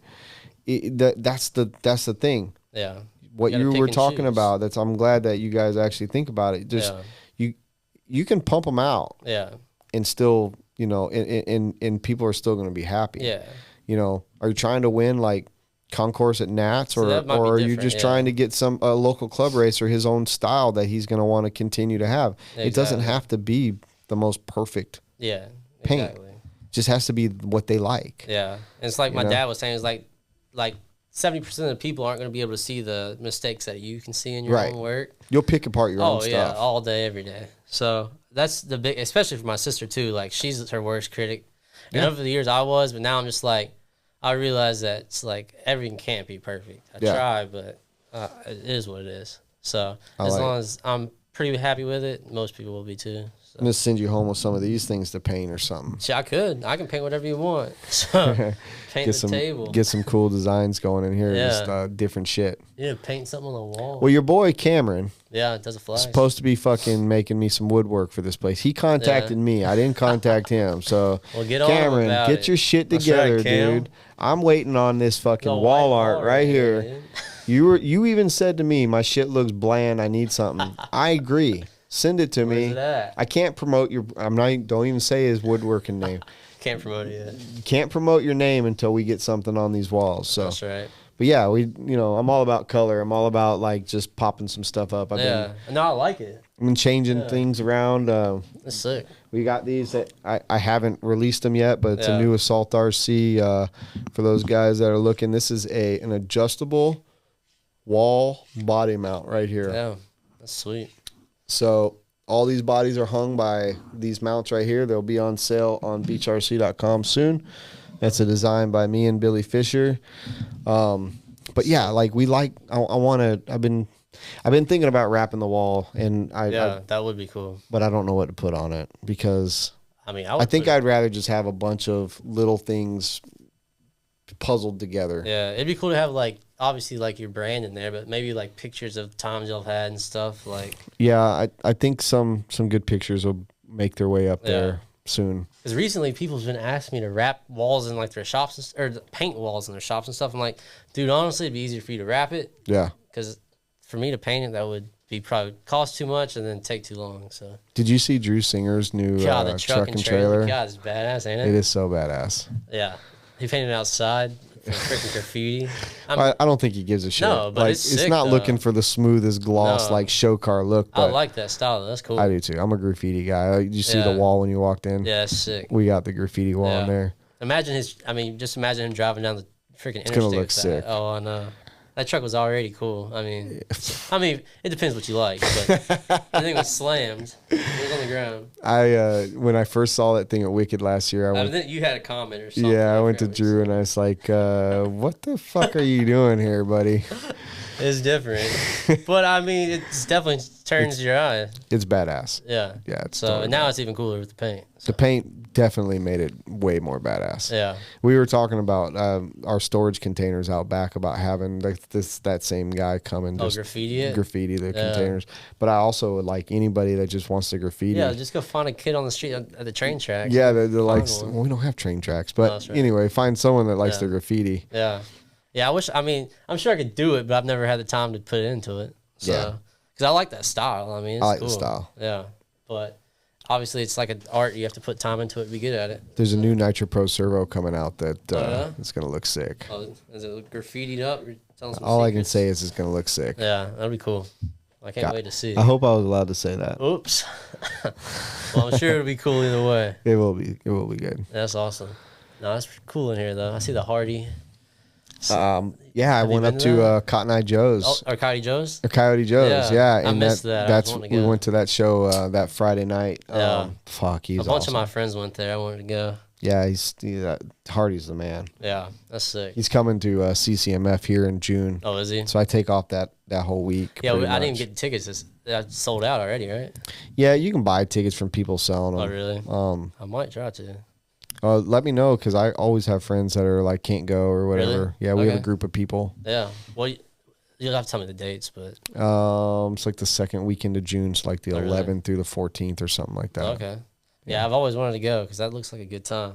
Yeah. It's right there at the strip, right? Like it's right on the ocean. Golly. It's awesome. Yeah. My wife and I used to travel a lot to go to country shows. Yeah. Like, we go to a few a year, but now we just buy that ticket and we get to see 4 days of. That's it. Yeah. Do y'all like 4 days go back home every day or y'all? No, so we take our motor home and there's like 8 of us that rent like a quarter of a block. Really? Oh, so y'all are like tailgating. Yeah, so we corral our motorhomes in a big square. We put this big circus tent in the middle, and we party, we cook, we all stay there. That's the way to do it. We do it legal through the city, like we have city permit to be there. Last year we had food trucks show up, and then we just buy our food from the food trucks. Oh wow! And it's literally a block away So we just walked to it. Yeah, that's the way to go. Oh, it's sign me up for that. It is sick, dude. We have a great time. That would be awesome. But ever since we started doing CCMF, like, that's once a year we get to see like 50 people. Yeah, that's the way to go. We don't have to travel anymore. Yeah. Every now and then there's a good show pops up at the House of Blues. Yeah. We'll that's go there. The one that. Yeah, I think I know where that's at. It's a good place. The sound there is amazing. That's cool. But we wanted, like, Hardy popped up. We went and saw Kojo up at in Greenville. Oh, did you? Yeah, when he was there at the outdoor place there. The outdoor amphitheater. I went and saw Ko itself up there. Yeah, I like Ko too. Cool. But this year, dude, the lineup is good. I haven't even looked at it, but it's like, I'm down. I love country music. Hardy and Morgan Wallen, Miranda Lambert, and Brooks and Dunn. Those are the 4 headliners. But then like everybody underneath is good. Yeah, it's going to be a good year. Well, I might, if you find extra tickets, let me know. I'll let you know. Now that I know you're looking. I'll have to hit up Cam and everybody and see if they want to. I'll see what's available. Yeah, if we can find a couple at least. Yeah, there's always, like, my group, like, a month beforehand, they'll start popping up for sale. Yeah, heck yeah. So it'll be fun. Sweet. Cool, man. Yeah. Well, I know you got to drive home. And what time is it? I don't know. 4 o'clock. God. Perfect. I think we do 2.5, 3. That's not bad. 3 hours, man. Yeah, dang. Didn't feel like that long. Well, I appreciate you, and I appreciate it as well. It's fun. Wheel and Trigger, man. It's good content. I like it. Yeah. One of the best painters in RC right now. Yes, and sir. If you're looking for paint, you know where to find him. He posted it, or he said it a little bit ago. I'll post the stuff in the links of the YouTube and on our all of our podcast stuff. So yeah. And I appreciate having me on. It was fun. Yeah, man. So, we'll look forward to seeing you in a couple weeks at Psycho, and appreciate you making the trip. Yeah, thank you, Brent. Appreciate it. And thank you, everybody, for the support over the years. So, absolutely. Thanks. Support those who support you. That's right. This is it's important that we keep the industry moving. So that is right. All right, brother. Appreciate it, Brent. It's fun. Yes, sir. We out. See y'all. Well, that was fun. Episode is made possible by the boys over at Racecraft. They don't suck, and neither should you. So get your pit game on point with the Command module, the Wadule, and Mini module. Don't forget the flocking amazing pitting accessories, or the all-new flock foil that fits nearly every 1/8 chassis and comes in many amazing colors. Use coupon code Wheel and Trigger at racecraft-usa.com for 10% off your entire order. That is Wheel and Trigger with the ampersand at www.racecraft-usa.com. So get on board at Racecraft. We know how to party, and we f*** hard.